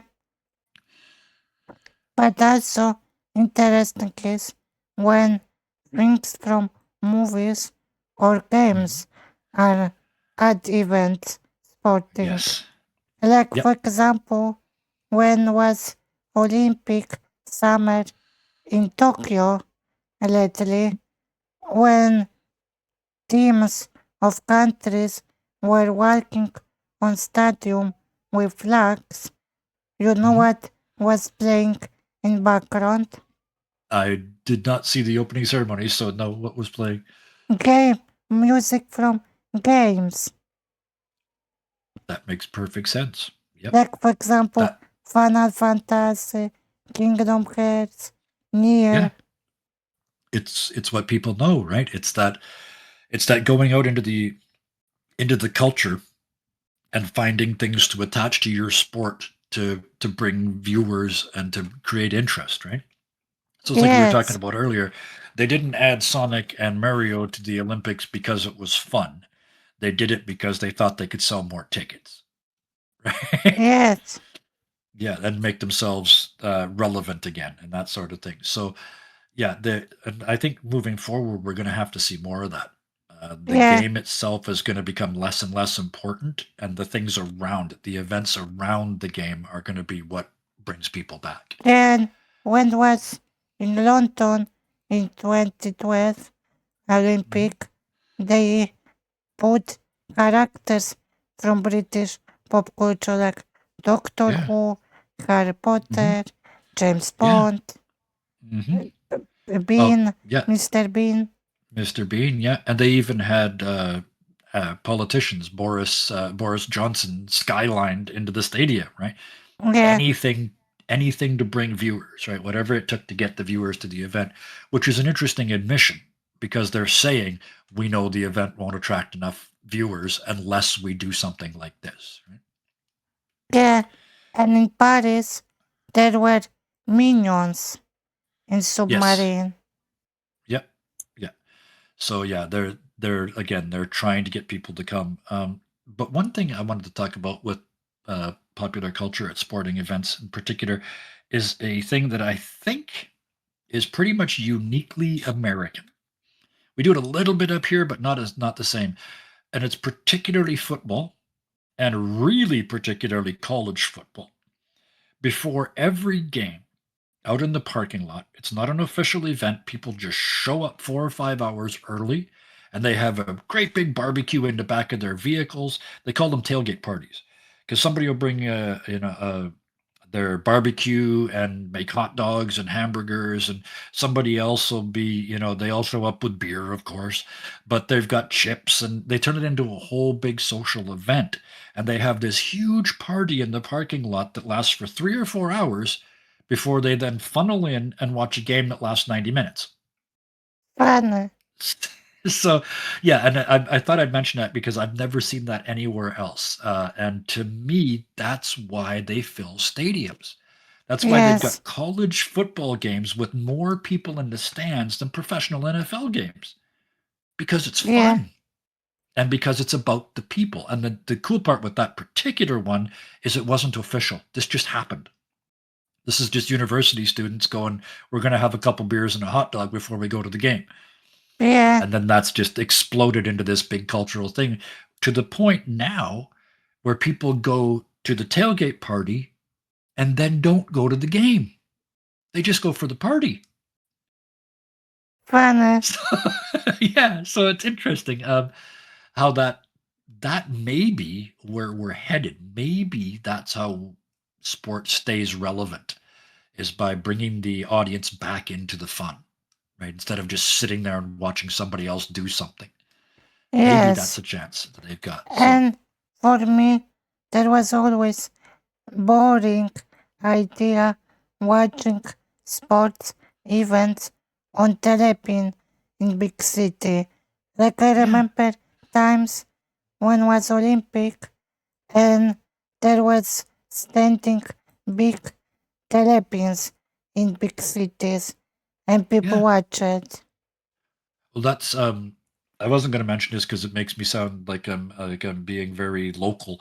But Vancouver hosted the Winter Olympics a number of years ago, and it became worldwide famous. And again, not because of the skiing, not because of the skating, not because of any of that, but because every single night for the entire period of that Olympics, tens of thousands of people went out into the streets of Vancouver every single night and had a great time. They watched replays on big screen TVs. They drank in public. You're not supposed to, but shush. They partied together. There were almost no fights. There was certainly no riots or any of that stuff. But that Olympics became famous for the socializing and not for the events. Yeah. Like I couldn't tell you a single person that won a medal in that Olympics, but I remember the footage of looking at these people just having a grand old time in downtown Vancouver. Most of them didn't even have tickets. Like you said, the cost, it was $1,000 to buy a ticket to an event. So the Yeah. people that couldn't afford that, they go downtown at night with half a dozen beers stuffed into their jacket, and they watch the big screen TV with all their friends, and they high five each other like it's happening live. And the big thing, you only have to watch the highlights. You don't have to watch a whole 2-hour game. You can just watch a 10-minute highlight package, Yeah. and that's more interesting. So Yeah. yeah, sport is definitely changing to try and get viewers. And I think that's where this next one comes in. And this one is interesting to me. I love this. There's one really obvious example that we'll clearly talk about, but the idea of fictional sports being made real. So sports that are in games or in movies or in books that people are recreating in the real world. The obvious one is Quidditch from Harry Yes. Potter. There are people running around fields with brooms between their legs, chasing a little gold ball. Um, and what are your thoughts on fictional sports made real? If they have fun, go ahead. I don't want to join them, but go ahead. I don't think this sport should be Olympic, but for fun as hobby, go ahead. Yeah, yeah, Olympic Quidditch. That's just that I don't see it, right? I don't see that happening. But you said the magic word in there. Um, the reason people, not professional athletes, but people play games, at least technically, is to have fun, right? I mean, Yeah. the competition comes later. You start playing the game because it's fun, and then if you get wound up in it, you want to be better, and you want to beat your friend, and then you want to beat the best guy in the city, and then you want to be in the world championships, and on and on. I get that, but if it's not fun, then why are you doing it? And I think for me, the fact that they're having a good time, and if you watch people playing Quidditch, they're laughing, they're falling down, they're tripping each other, they're having the great time. And like you said, if that's what you're doing, then go for it. Have fun. Yes. But yeah, the idea of Olympic Quidditch seems a little that's not gonna happen, right? Also, Were there some other sports you were thinking of, or no, I don't okay? remember. Because Also, what I thought, go ahead. I was just gonna say the whole like American Ninja and the Gladiator games, those to me are very much they're not based on a specific video game, but they've got that feel. Like they feel like they were made up. They don't feel like a traditional sport. So maybe we could include those, but that's a Yes. stretch. Mhm. Also, I forgot to ask you, but what do you think about politicians playing soccer and other sports? I'm asking because in Poland, politician once played against TV host Okay. at charity, and even Oh, Prime Minister played soccer. huh. Well, in Canada, we've not had that. The closest we had to that was one of our prime ministers, probably close to 20 years ago now, was to get a photo op, was trying to play soccer with a bunch of immigrant children that were just they'd been allowed in under the asylum laws, and he was trying to get some video footage out of that, and he ended up tripping over the ball, falling down, and breaking his nose on national TV. So maybe that's why we don't see it very often. I think your prime minister is in better shape than ours was. Yes. But I actually like that. I think I would be impressed by. I know I am impressed when I see the TV presenters trying a sport. Like I've been announcing football for 20 years. Can I actually throw a football? Turns out, no, I can't. Though I like those stories. They're fun. But yeah, the idea that that it's if like I said, if it's not about fun, then don't do it, right? Also, But about the athletes as actors, what do you mhm, think about athletes as TV presenters? you see that a lot, don't you? They Yes, become sort of color. They become what's usually called color commentators. So they don't actually announce the game, but they do the thing where the announcer announces the game, and then when there's a pause, they'll interject things that only a player would know. Right? Oh, by this time in the game, you're getting really dehydrated. So if you're going to see them get tired, this is when you're going to see that. That sort of thing, that insider look at the field. And I get it, but from what I've seen, very few of them are good at it. It would probably be a better show to watch if someone that really knew the sport was doing that job instead of an ex athlete. yes, That's my opinion. I agree. Also about costs, we Yeah. forget to tell that it's also super expensive send a representation of country. Oh, oh yeah. Yeah. Yeah. You're sending, some of the bigger countries are sending 200 athletes. And you got to pay for them all to get there, and you got to pay for them all to eat, and you got to pay for them all to travel to and from their venues and all of that stuff. So yeah, every single element of it is expensive, and most sports, particularly the Olympics, I think it's fair to say, do not make enough money to cover those costs. So they're running at a loss. Um, Yeah, I but know, yeah, also, most sports teams make their money on merch, right? They don't make their yeah, money on ticket sales. So yeah. yeah, but I also mean that in the way that when you send this team, you pay all these things like even the clothing, the Oh yeah, representative, the yeah, planes, because they don't go alone. Some of them sure. taking like wives or girlfriend.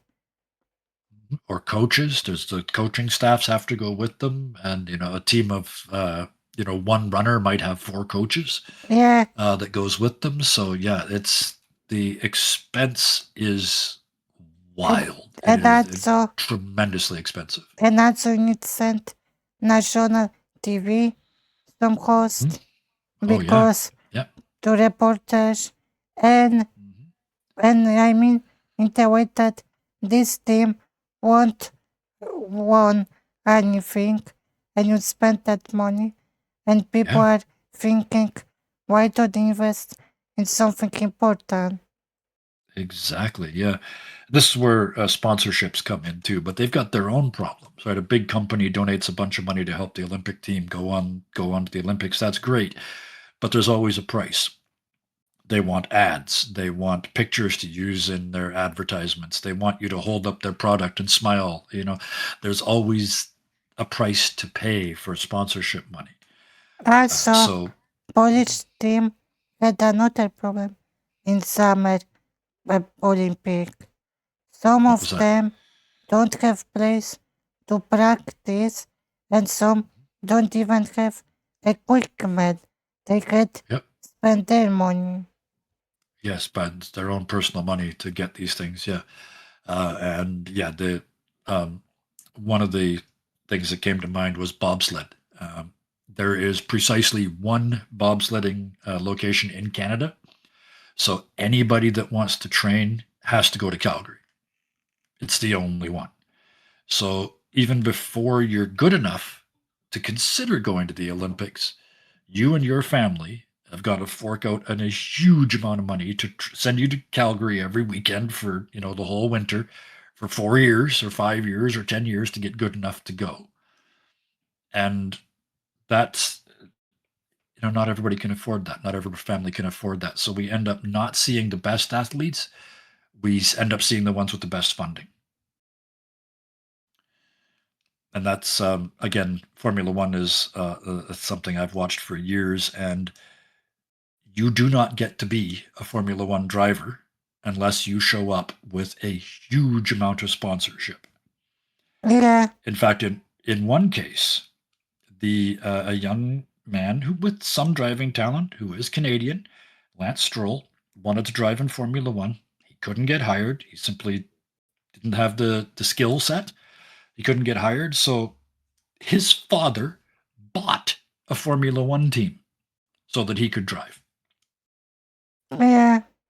Right. Also, And obviously most athletes don't have that choice, right? They can't buy a football club so that you can play for them. Yeah, also there was this, if something happened to the athlete, like injury. Yeah, a relatively minor injury, and you're done. Because there's a guy out there that's every bit as good as you that isn't injured.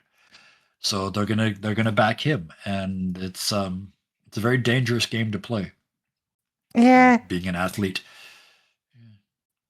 And you're aging. Oh yeah. In a lot of sports, by the time you're 30, you're done. And again, they don't seem to get, most of them don't seem to get the training on what am I going to do after. There was this. Right? What do I do when I'm 30 and retired with bad knees? What do I do now? Right? There was this.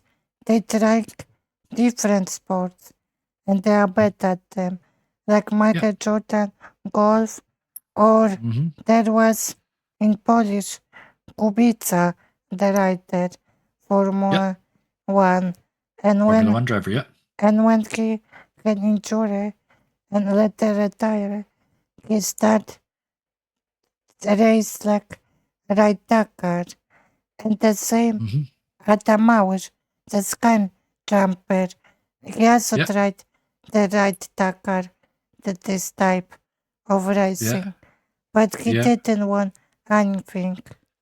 No, and I mean, if you've got the money, go ahead is one way of pointing it. One way of mentioning that, but I agree with you. They simply aren't. There's ex-athlete doesn't carry any. It doesn't make you special, right? When you are an athlete, people look at you and go, "Ooh, professional football player, professional baseball player, professional ski jumper. Ooh, that's impressive." But I used to be a professional football player. Meh. Right? You're not important anymore. So culturally speaking, you only have value while you're actually playing. Yeah, with very few exceptions. Very few. Yeah, but I mean also doing sports games you don't know, like Michael Jordan golf. Yeah, and he might be a very good golfer, but he's not a PGA level golfer, right? There's elites in every field, right? Yeah. But you mentioned them going and doing different sports, the ones that they're not famous for.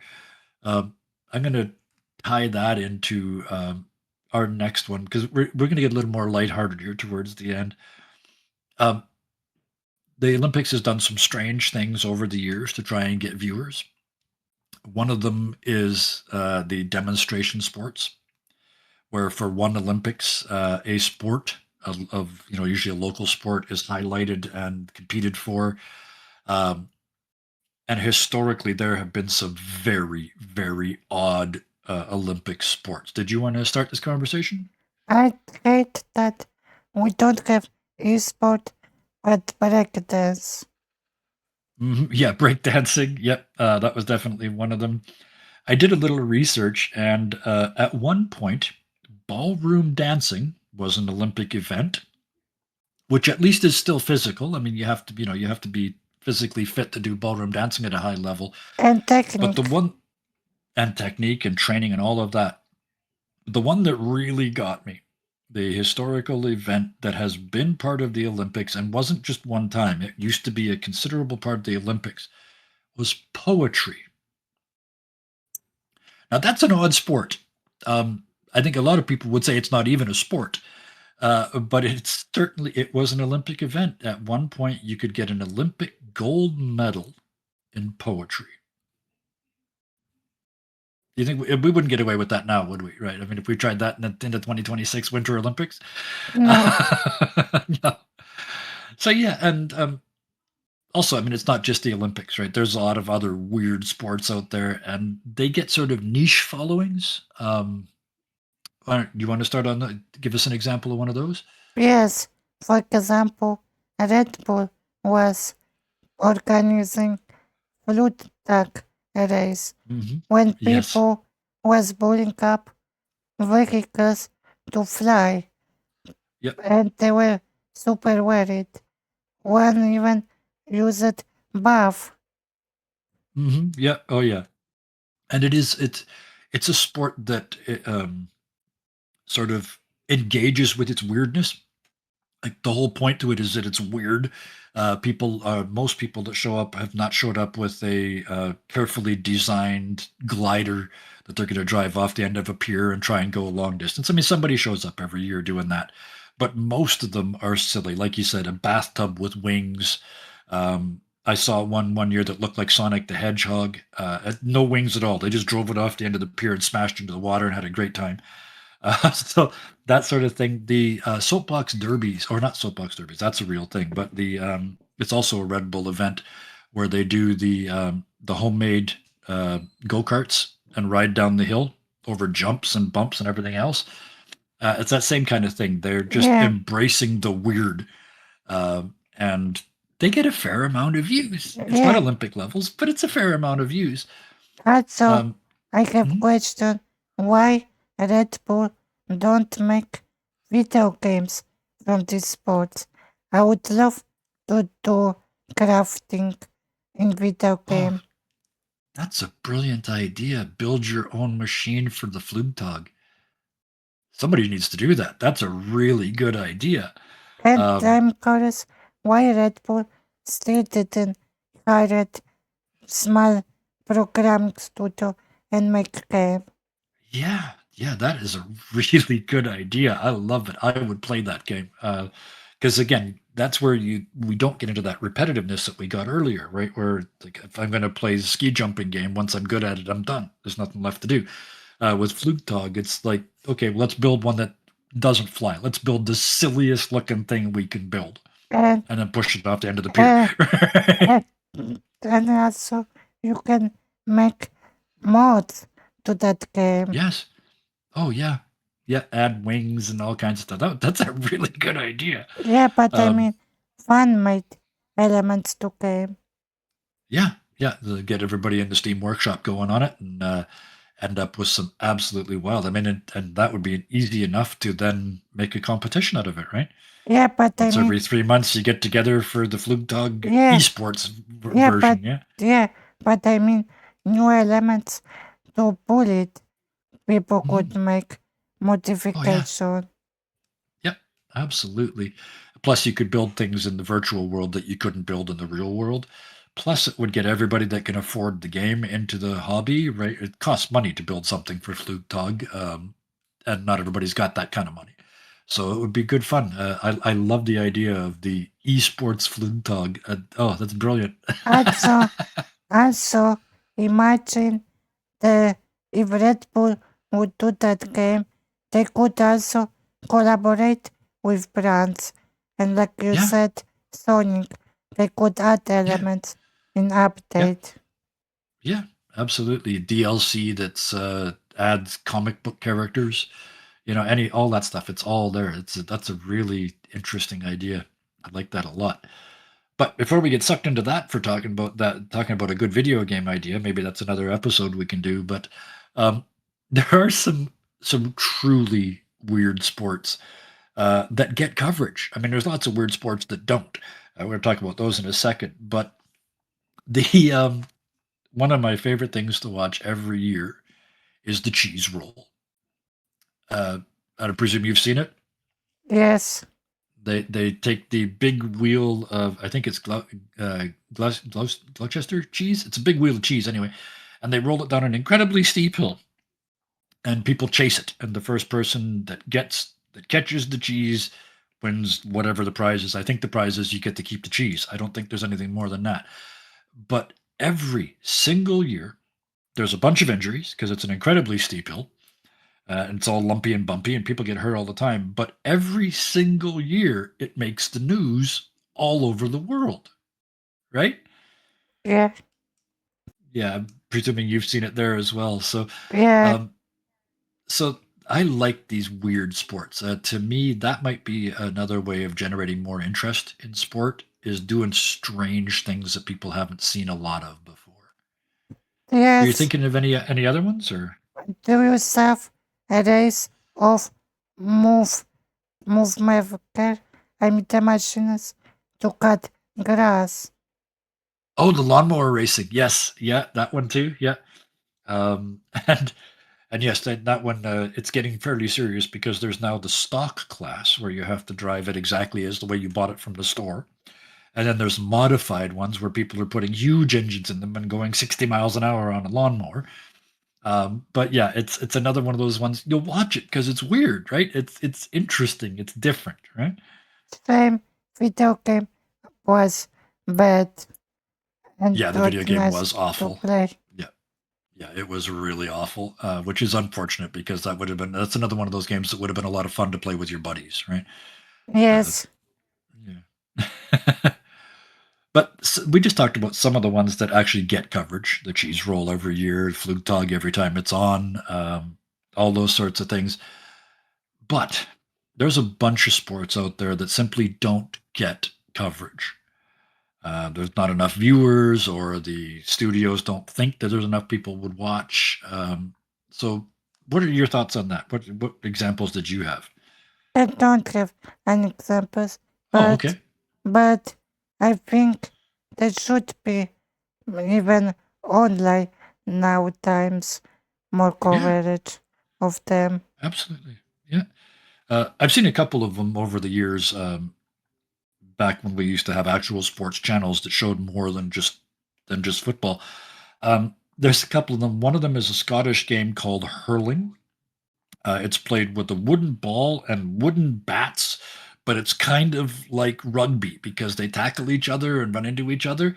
It is. I don't understand the rules at all. I saw one game of it years and years and years ago on late night TSN, and I couldn't stop watching. It's so different and so fascinating. Would I you think, could you text me the name of that game? yeah, it's hurling, Hurling. But I mean And it's, text me on yeah, Discord. yeah, I'm on it. But it's interesting what you're telling me. But there's that was one of them. Another one that gets more coverage, but still not very much. At least not outside its own country, is Australian rules football. It's called football, but it's a lot more like rugby, and it's actually played on an oval field. It's one of the very few sports in the world that's not played on a square field. The end zones are narrower than the middle of the field, so it's like they play on a football-shaped field. But again, that's just two examples of these outrageous sports out there that don't get any coverage. Yeah, So maybe we need. Well, there used to be a show called. Oh my goodness, what was it called? Something about amazing sports, and every week they would show you one of these weird, different sports from around the world. And there's lots of them out there. There's the Tibetan wrestling is really interesting, even if you're not into wrestling. But there's lots of them out there that they're just not getting coverage just because somebody doesn't think that they'll get views. yes, but nowadays we have internet, so should Hmm. be easier. You would think, yeah. And I guess if you know the name of the sport, you can always Google it and find it. But Yeah, yeah, even but with the internet, there's all these sports out there that nobody knows about. yeah, but I mean, there's a lot of channels where they call it like top 10 things. Like, for Mhm. Yeah, example, Watch Mojo. yeah, yeah. But yeah, top 10 sports you've never seen. That would be an interesting video to watch. Yes, Things like that. And I think that's a really good tie-in. Actually, thank you for making that point because that's what's going to bring it back to pop culture. Right? The yes, internet gives us the advantage of being able to see weird things and find weird things and then watch more of them because you can go down the rabbit hole and find more videos about it. So I think that's going to be a big help for sport in the future, especially for these smaller niche sports and also smaller teams. Maybe yeah, your local team plays football, but you never see it on the national TV channels because the professional teams have got all the time booked. So yeah, yeah. But games we'd like to see or that don't get enough coverage automatically leads us to the exact opposite.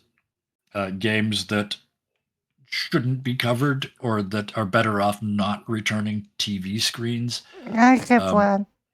yes, please. Yeah. Do you know the toy that you have horse head on stick? Yes. Yep. Yep. I Yep. serve And they. Mhm. championship adult people racing Yep. and doing tricks on those horses. And I Yep. feel Yeah. like it should not be like national championship.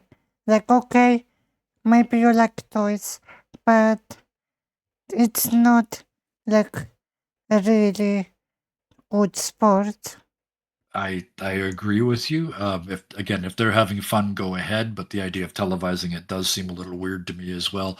But yeah, that one in particular because they do the racing, the full racing, like full race horses all around the track.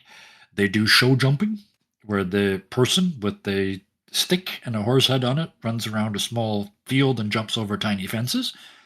And then they even have dressage, which is with real horses and real people is essentially horse dancing, right? Making your horse do specific steps and that sort of thing. But these folks are doing it with essentially a broomstick and a horse's head on a stick. And I would agree with you that one. Probably, it's certainly not something I would watch, and I'd be surprised if most people would, even Yeah, though it has had that, coverage. that they have us jury even. Hmm. Oh yeah, yep. And so that yeah, that's a great example. I I've gotten I've I would also maybe understand kids, but not adults. Yeah, yeah, that's fair. Yeah. Um, and again, I agree. I would agree with that as well. But I've got one I want to add. That again, I'm just being Mr. Difficult today.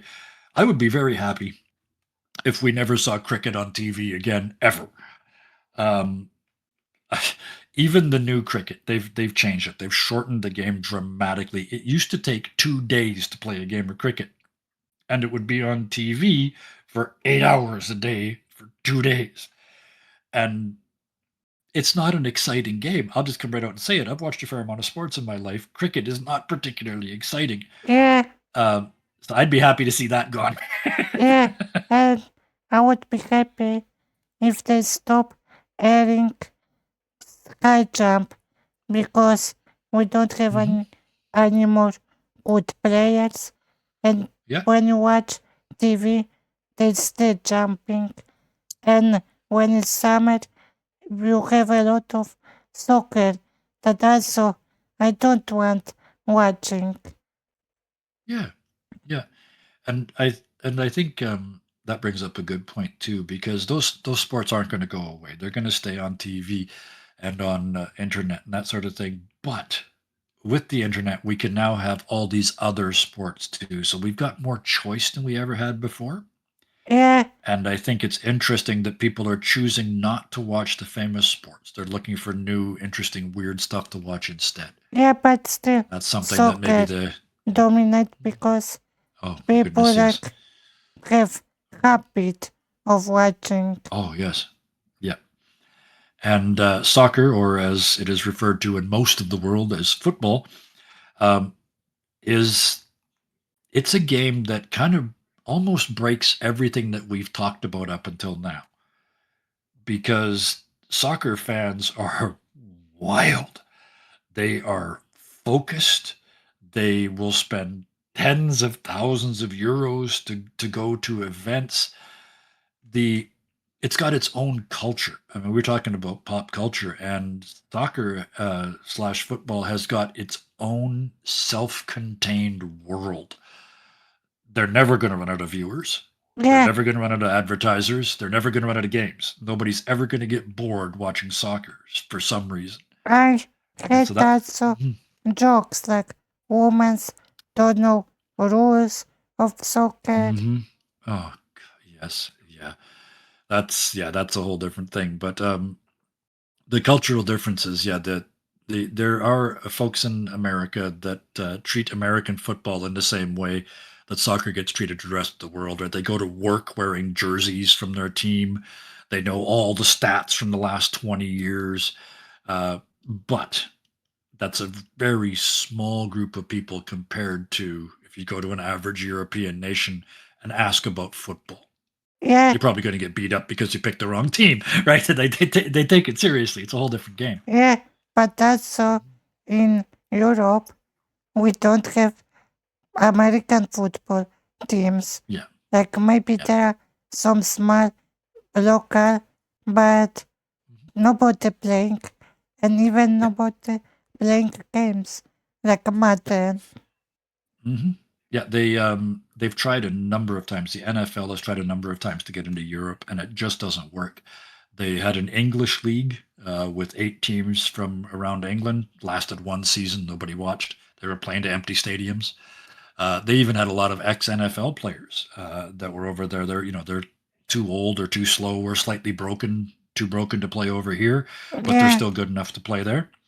And then the reverse of that also isn't working because they brought professional soccer to North America, and the American Soccer League appeared, and a lot of the retired players from FIFA would come over and play here because again they're still good enough to play here even if they're not good enough to play on the international fields. But again, empty stadiums, nobody's watching. uh, Big name soccer players from the past are playing over here, and even they can't put bums in seats. It is really a cultural difference. North America just doesn't do soccer, just like Europe and the rest of the world doesn't do American football, right? Except for yes, Canada, we do Canadian football, which is very very similar. But yeah, for the most part, it's one or the other. There's not a lot of places that do both. also baseball. We don't play baseball. Yes. Yeah. So the Americans do, and the other one with that is the Japan. Japanese are huge into baseball. In fact, they've got arguably the better league, arguably the better players, and arguably a stronger fan base than the Americans do. But again, 2 countries in the entire world, right? That's it. Nowhere else takes baseball that seriously. They Uh, have the Little League World Series, but not as adults, right? Like you said yeah, before, they'll watch kids play, but not adults. yeah. Also about the cricket. It's also Mhm. only British and India. Yeah, very much so. There's these, and that's a thing, and that's what we're talking about, right? The cultural differences. How some sports are international and some simply aren't. I mean, some just aren't. No matter how hard you push it, there's just not, nobody's watching in certain countries. It's not interested. So that But is that. Mhm. I think it's also interesting history because India had British colonies, so they had Mhm. rooted cricket, and Japan was defeated by America in World War And II. and also in the late 70s, 80s, and 90s, Japan kind of developed a fascination with all things American. So they started Yeah, doing karaoke and wearing cowboy hats and all that stuff there and sort like of being KF American. Yeah. and KFC for Christmas. Yeah. Oh yeah. And like you said before, the taking up the American sports. So baseball is a big deal there. So there were cultural reasons that led to that. And I think that's the same world over. There's reasons why Europe watches soccer. or Yeah, football as it's called, right? And the prime reason is because that's where the best players are, right? yeah, Even there's been a couple of good Canadian players over the years, but as soon as they get to a certain level, if they want to get better, they got to go to Europe. They got to go play with the best in the world. yeah, So the local teams don't get developed because as soon as you're good enough, you're gone. So yeah, yeah. And but also, I feel like sky jumping is also like Polish, Japan, but not in Mhm. America. Yeah, which is really interesting because 30 years ago, the ski jumpers were all from Finland, Norway, Sweden. They were all from the Nordic countries. All the good ones were, and everybody else was competing for sort of fifth to 20th. The best ones were all from those northern countries, but that's changed over time. And as it changes, and this is something we've mentioned a couple of times tonight, but not said it specifically out loud. One of the ways you get people to watch a sport is to give them a local hero, Yeah, right? Give them someone like you said, the ski jumper, right? Everybody knew him. Everybody knew him. So you watch just because you almost felt like it was a friend competing, yes, right? Rather than like just a like countryman, right? like right now, Lewandowski's like that. Hmm. Yeah, Soccer exactly. And player. everybody, yeah, and every nation has got those, and I think that's probably a very big part of these people not watching and losing interest is because they don't have the local heroes to follow anymore. Yes, These athletes are so elite and so different from them that they can't relate to them anymore. and also nothing winning. Yeah. Yeah, exactly. If you're not winning, nobody watches, right? That's Also, the another thing we didn't cover it. mm. Sport in schools, like you Oh, need yes. to do, and because Hmm. of that, it's a root in culture. Sure. Yeah. How what I'm going to ask the question, how important is sport in school in Poland We and Europe? have duty to do swimming in Oh, wow. swimming pool or volleyball doing Oh, that's interesting. There's actually an actual sense of duty and requirement to do it. Um, yeah, and we don't have that over and here. we have judge in year grades like Oh, you were wow. good or bad at activity physical. Huh. 'Cause, I mean, we have physical education classes or gym class, whatever you want to call it, but it's only one class in all your classes. So typically, like when I went to school, you had in one year or one semester, you were taking 8 different courses, and one of them was physical education. So for 1 hour every couple of days, you'd go outside and run around the track or play flag football or something. But that was it. The after school stuff was all optional and had very low turnout. Very I few people would show up, I except hockey. It's Canada, so yeah. I don't understand why like in America I feel like it's also duty the football because I watch the movies about high schools and there's Mhm. always team. Yeah, and that's probably more the case in America, and so I can't really speak directly to it. I'm not down there, but yeah, there is that, and again, I don't know if I would call it a duty, but it's considered to be like that's one way to stand out from the crowd. It's to put it in the language that high school boys would understand. It's a great way of getting a date if you're on the football team, right? Maybe you like football, maybe you just like girls, but yeah, they don't have even the places that have teams don't have huge turnouts. They don't have, 80 kids applying for 20 jobs. Just that's not the case. So, In Poland it's more like you have grades like from any mhm, other subject so you have to right? go to swimming pool or play volleyball or Yeah, gym. yeah, and I like that Eh, idea. And physical activity, right? and one Polish prime minister who was playing the soccer I told you for charity, he, Yeah. he did small stadiums close to school, so after schools, kids playing soccer. Oh, nice. Yeah. See, that's part of it too. We don't have the space over here to do that. I mean, most towns don't have more than a couple of soccer pitches, and they're in use all the time from the groups that are playing, the leagues and whatnot. So there's not a lot of places where a group of kids can just go and kick a ball around and have fun. So that's certainly part of it. But some However, people, every town here has every town in Canada pretty much has a skating rink, and pretty much every town has a hockey team, and a junior hockey team at least. but some kids don't want to do physical stuff, Yeah, but yeah, they had to do. yeah, yeah.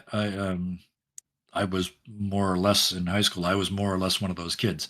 It turned out I liked football, so I played football. But other than that, you couldn't have got me to do a sport for love nor money. I wouldn't even go to the gym and work out. I just went and played football on one day a week. But I was much more of a reading kid. I would rather have spent my time in the library. I like Mhm. swimming. Mhm. Yeah, swimming is, and it's great exercise too. But talk about things people don't watch. Olympic swimming is one of the least watched events out of all the Olympics. But 'Cause there I is guess it's just not very exciting. but there is artistical swimming that have Yeah. views because they Hmm. dance to popular songs. Like for Yeah. example, last time Michael Jackson they Yeah. swim. Yeah. And yeah, thank you for bringing us back to the topic. That where they when they tie pop culture into the sport, more people watch, right? So you're giving people reasons other than the actual sport. You're giving them other reasons to watch and tune in and be a fan.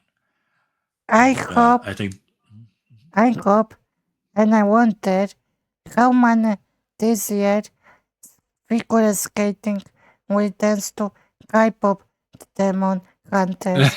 I think you're right.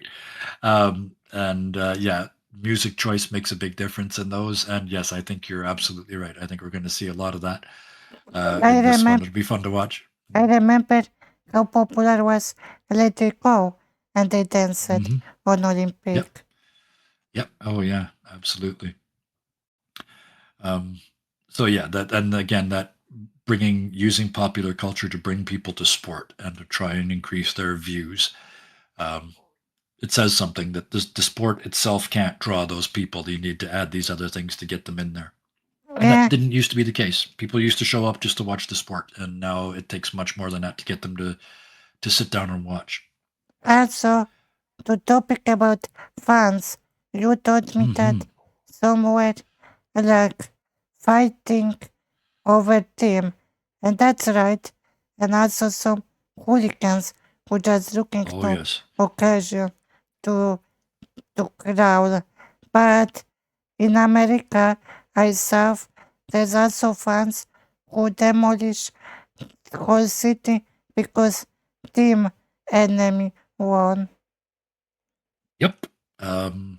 There was a very famous. And here's where I balanced the scales. A little while ago, I was talking about how amazing the Olympics in Vancouver were, and how everybody got along and had a great time. A number of years before that, the Vancouver Canucks, their local hockey team, got all the way to the Stanley Cup Finals, and then got absolutely stomped by by a team from New York. And when Vancouver lost their last game, it wasn't even in Vancouver. The last game was in New York that they lost. And there was a riot in Vancouver that did millions of dollars in damage. Hundreds of people were arrested, hundreds of people were injured. Businesses got broken into, things got stolen. Everything you can imagine that would happen in a riot happened. It happened because they lost a game of hockey. Stupid. So yeah, crazy. And as you mentioned, the hooligans. There for years, English soccer fans were not allowed into overseas games because they were so commonly acted as hooligans. Their team would start to lose, they start to rip up the stadium, pull the seats out of the stadium, beat up the locals, just go absolutely nuts over because their sporting team lost. Yeah, So yeah, there's a bad side to fandom. There's a good side, but there's definitely a bad side to that as well. The riots and the violence that can happen because somebody gets way too invested in a team. I mean, it's a team playing a game. What are you doing starting a riot over that, right? yeah, Yeah. But on the other side of that, we do have the violent fans and the nasty fans, but there's also, I mean, we've got professional cheerleaders in sport, but there's also fans who are cheerleaders too, right? yeah, but Um, I meant by more cheerleaders because there's also icon of pop culture. You oh yes, have so many movies for teenagers with cheerleaders. yeah, and the Dallas Cowboys cheerleaders is still a goal for a lot of young models. They want to be a Dallas Cowboy cheerleader because that's the most famous one. Uh, and yeah, that's definitely out there and happens.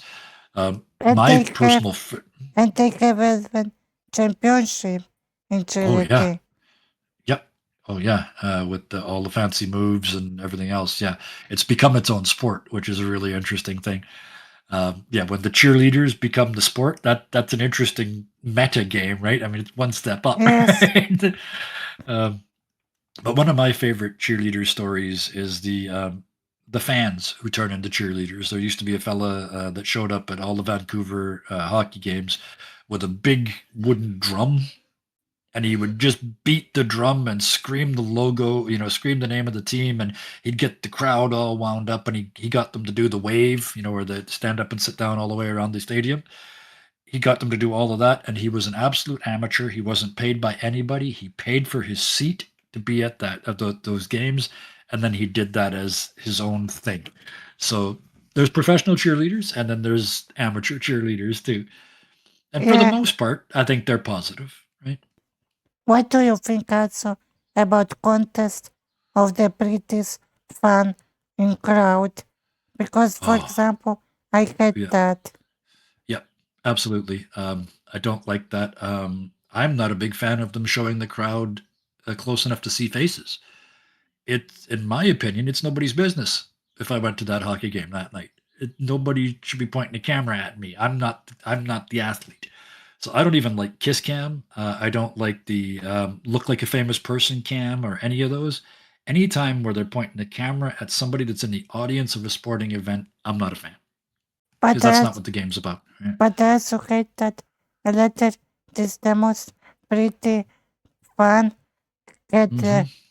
like model treatment, like in Oh commercial, yeah, they yeah, invited her. yeah. That's apparently that's how Pamela Anderson started her career. She got seen at a Vancouver Canucks game and hired by a modeling agency.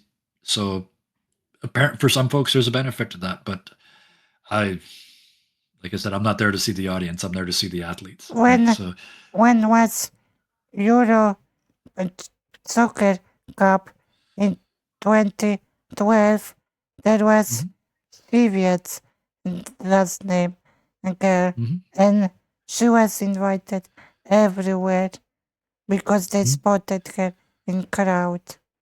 Yep. And so, for someone like that, I think they'd probably have a different opinion than I do. Considering they made a career from being spotted in a crowd, they're probably not against it. But it's not. Yeah, I'm with you. I'm not a fan of showing the crowd. It's an attempt to make me feel more connected, I guess, but it doesn't work for me. Yeah, I want to watch the athletes.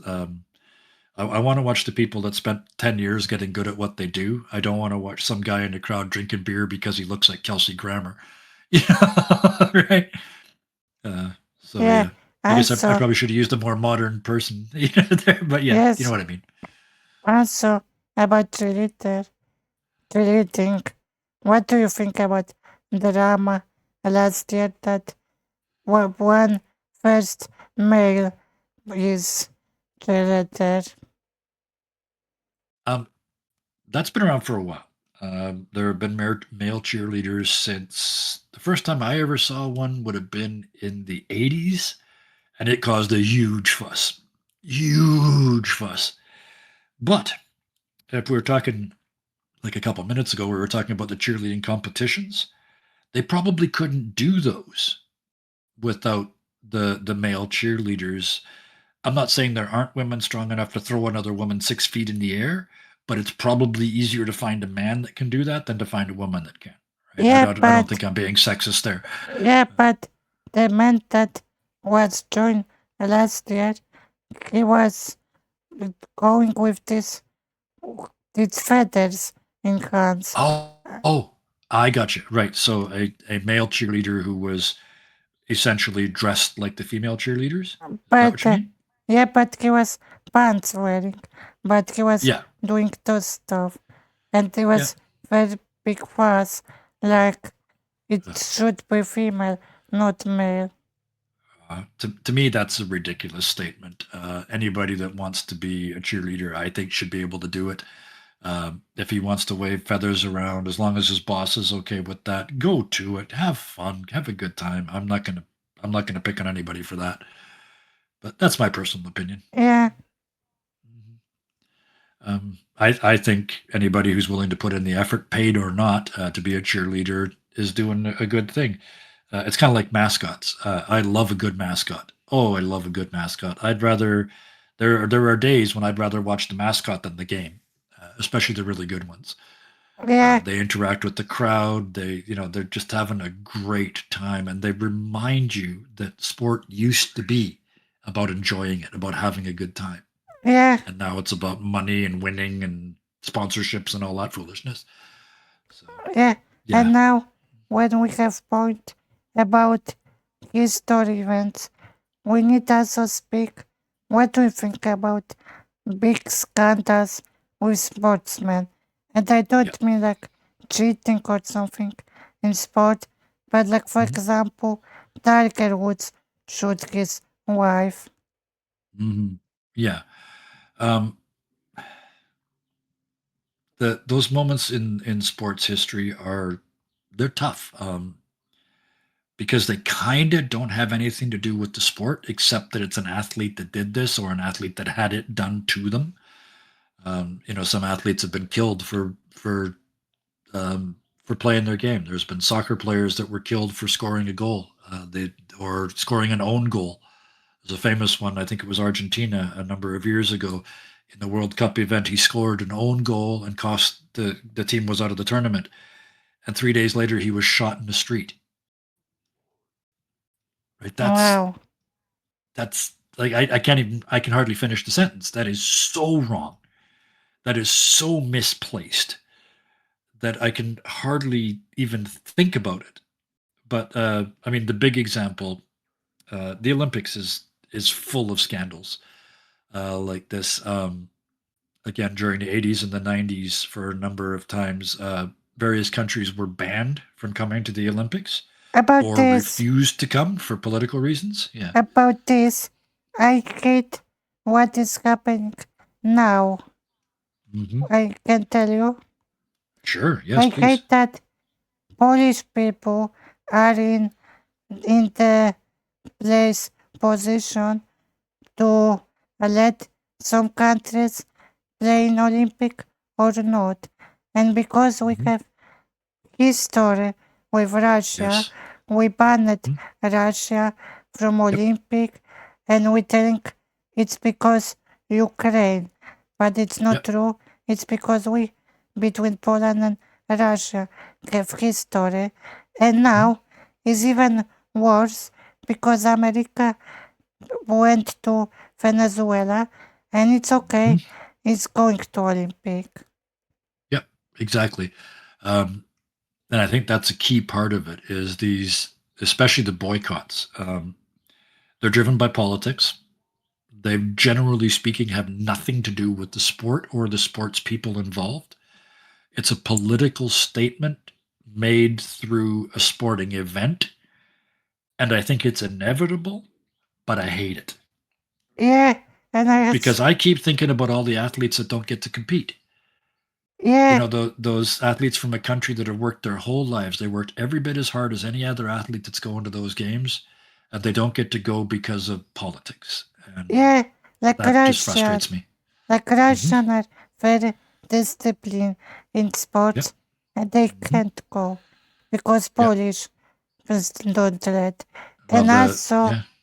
even worse is situation with Palestine because, Hmm. for example, when Paris host Olympic, they wanted to be nice to Israel and they say Hmm. they don't see Palestine as country, so they Yep. went with flag. Yep. Absolutely. And again, that turning the Olympics in particular, sports in general, but the Olympics in particular, in my mind, shouldn't be political. At least not like that. It's supposed to be about coming together, right? That was the whole point of the Olympics, is that people from all over the world came together and met each other and realized that they were all the same, and then went home and shared that. And as soon as you politicize that, that goes away. The benefit is gone.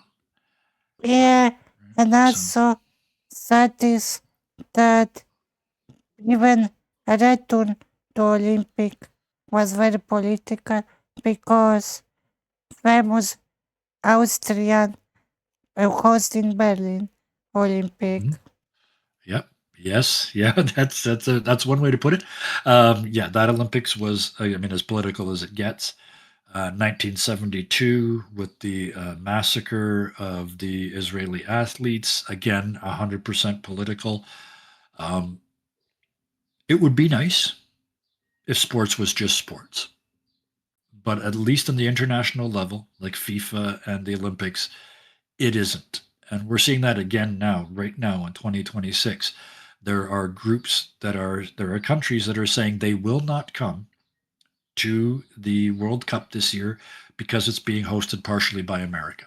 Or, for So they're example, making a political statement by not coming, right? yeah, and Or they're you, not allowed in. Some of them are being told that they're not allowed to come. yeah, So, and you remember FIFA in Qatar, how it was mhm. political? Yes, yeah, it never should have been there. They bribed. They were proven that they bribed their way into getting the event. It was 45 degrees Celsius, and players were dropping like flies. And the country that hosted it is one of the worst countries in the world for human rights abuse. So, and they let them have it anyway. So yeah, it's all political. All international sport is now political, and yeah, I'm not a fan. I don't like it. Also, return to my point with Tiger Mhm. Woods, we don't Yes, should look at sportsmen as heroes because they yes, could be bad people, like the one absolutely. who shoot the golfman shoot wife. Yeah, yeah, exactly. And that's a really good point. We sort of make heroes out of these sporting figures, and a lot of them are not nice people. They're really not. It's constant. The reports of so and so has been charged with spousal abuse. So and so is beating up his kids. So and so got in a fight in a bar. And they're just, a lot of them aren't. They're not role models. They're not nice people. They're not worth, in my opinion, they're not worthy of being worshipped in the way that they are. I mean, Yes, dude, you play a game. I mean, that's what it comes down to, is you play a game for a living. I'm not going to make you a hero for that, right? yes, Heroes save lives. They don't score touchdowns, right? and people literally worship because they frame Oh it, yeah. t-shirts, bars. Hmm. Oh yeah. Yeah. You pay somebody $25 million a year to play a game. You got to expect that some people are going to go, that person is, is worth worshiping, is worth following. They're important. They have value beyond the fact that they know how to kick a football, Yeah, right? And I think that's potentially open to abuse, and a lot of it. yeah, also about fans. I heard that nowadays a lot people bad behave even in crowd, like the famous person who took cup from kid, or Yep. the one woman also ball taken from kid. Yep. Yeah, and then and then the worst thing with both of those is they were completely unapologetic about it. They're like, "No, it's mine," which shows you that fans aren't nice people either.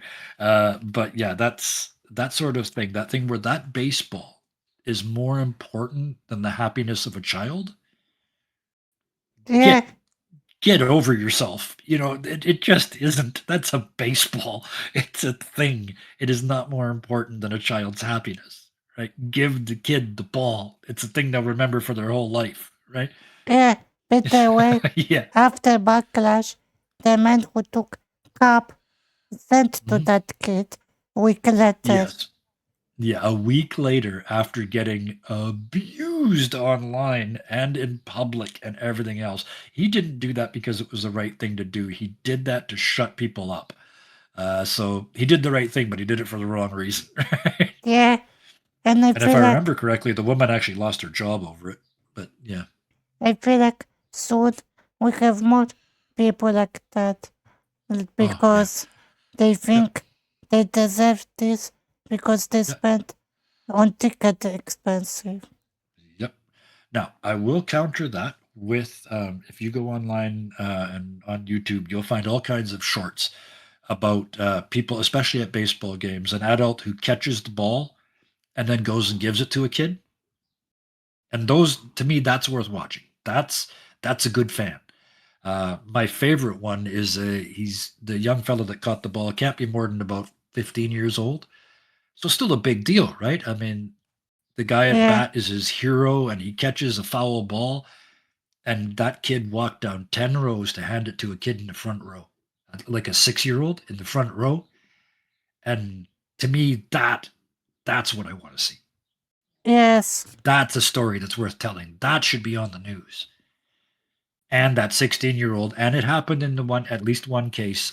He was seen to do that, and after the game, he was invited in to meet the team. So wow, he got paid off for being good, right? That I love. I love that story. So that sort of thing is out there. There's a lot of nasty people, like that jerk with the hat and the lady with the ball, and self-important little jerks, and I hope they fall over and hurt themselves. But to be fair, there's also some people out there that are really good fans. yes. Yeah. So, um, with that, and we always like to end on a happier note here. So it's time for that. With all that negative stuff that we just talked about and all the things that we've discussed over the last little while here, let's set them aside for just a second and talk about some fun things. In this case, memes from sporting events. Did you have any examples that you wanted to start with? Turkey man who shoot on Olympic. He had so many memes. Oh, the guy that shot the arrow to light the flame? No, I mean the Oh, Turkey guy who had only oh, glasses. yes. Oh, yeah, the shooter. Yeah, the yeah, and yeah, the meme was Turkey sent an assassin. Yeah. So yeah, that one was I enjoyed that one, and he's won a couple more times since. He's becoming quite an international figure in the shooting field. But yeah, I love that one. The first one I thought about when you mentioned this is actually it's a meme, but it's from before there was even the word meme existed. Because there was an athlete called Bo Jackson, and he played both professional baseball and professional football at not at the same time, literally, but in the same season. So he played baseball one day and then football the next, and back and forth. And Nike, the shoe company, sponsored him and got him to do their ads. And the ad was Bo knows baseball, and they'd use that to sell all their baseball equipment, their baseball shoes. And then the other one was Bo knows football, and they'd use that to sell all their football stuff. But it turned into a running gag. So every time somebody beat you at something, they'd look at you and go, say they beat you at chess. They'd look at you and go, Bo knows chess. And it turned into a meme before there was ever a thing called a meme. Good So one. yeah, that's been around forever. That's been around for 30 plus years. Um, and I used it myself. I used to ski semi-competitively, and when I'd beat people, they'd come down, they'd come over and say, "That's a great time," and I'd just go, "Bono skiing." It Yeah, makes no sense now because nobody knows it anymore, but that's where that one was from. yeah. Um, Well, so what mhm. do you think when movies reference sports? Like, for example, The Simpsons reference Super Bowl with Lady Gaga flying, Mhm. or and even Lady Gaga as meme, and Yeah, and also the Scream too, when they yeah, reference Nike commercial with Ball. yeah. Yeah, those ones, I love it. And again, this is a topic that's kind of come up multiple times today. That attempt to reach out to a wider community than just the people that are watching the game, to use these memes, these jokes, these lines to try and draw in fans, I think is something that's been going on forever. But there is leakage too. I grew up with another phrase, which I have to preface this by explaining. In American football, they have four downs to try and get 10 yards. In Canadian football, we only get three. So if you were watching somebody do something and they're not going to get there. They're not going to win.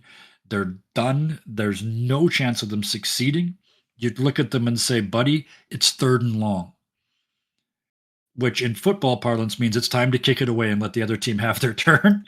Yeah, So, we yeah. have jokes about Polish soccer team that we have Mhm.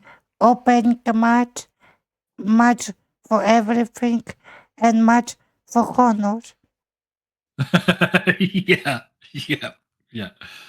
So yeah, the, I guess the tie-in with this is sporting terms and sporting memes bleed out into the community. So if we ever needed proof that sport is part of popular culture, these memes are that proof. Another one that comes from hockey, when you've got when the next move in a game or in something that you're doing, when the next move is going to decide one way or another whether you win or not.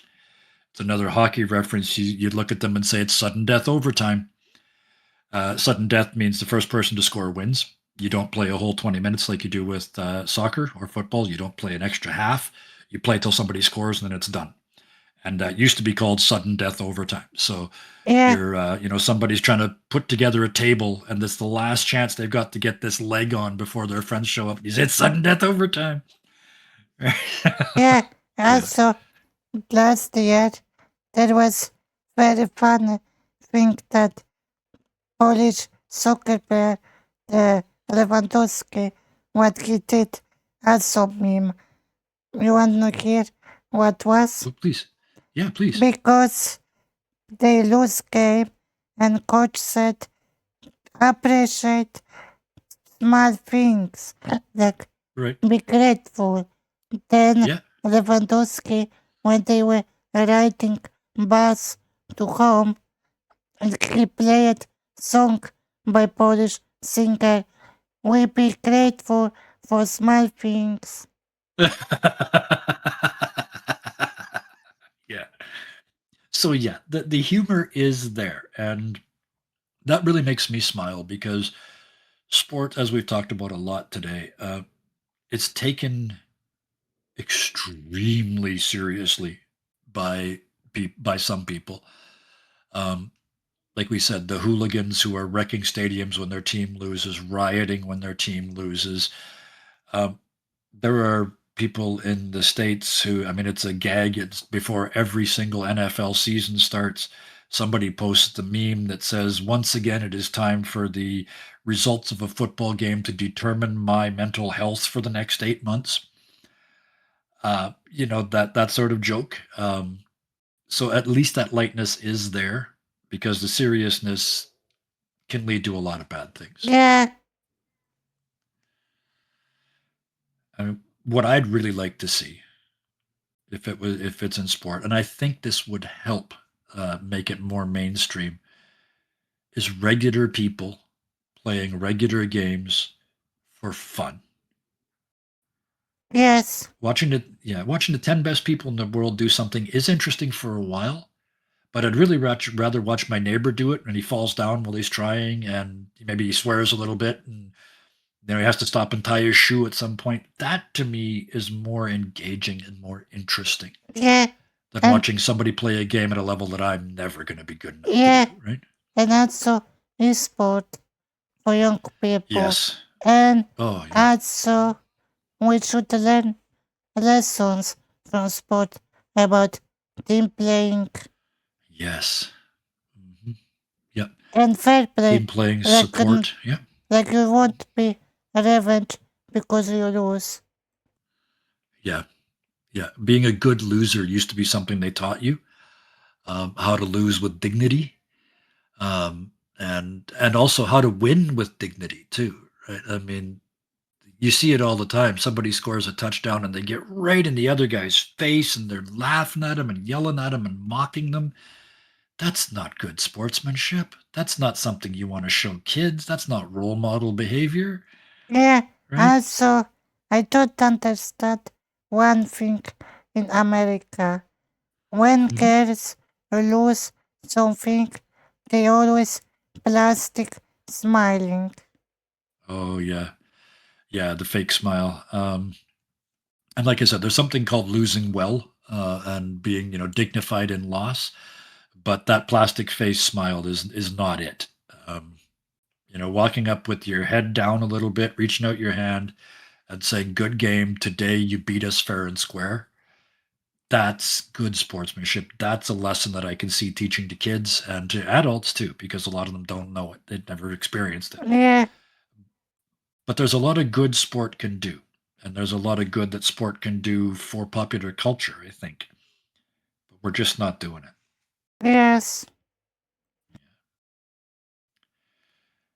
So we were going to end on a light note, and then we kind of didn't there. But that's the end of our notes. Was there anything you wanted to add before No. we sign off? No. Okay. Well, in that case, I'll hand it over to you for the closing comments. See you later. Bye.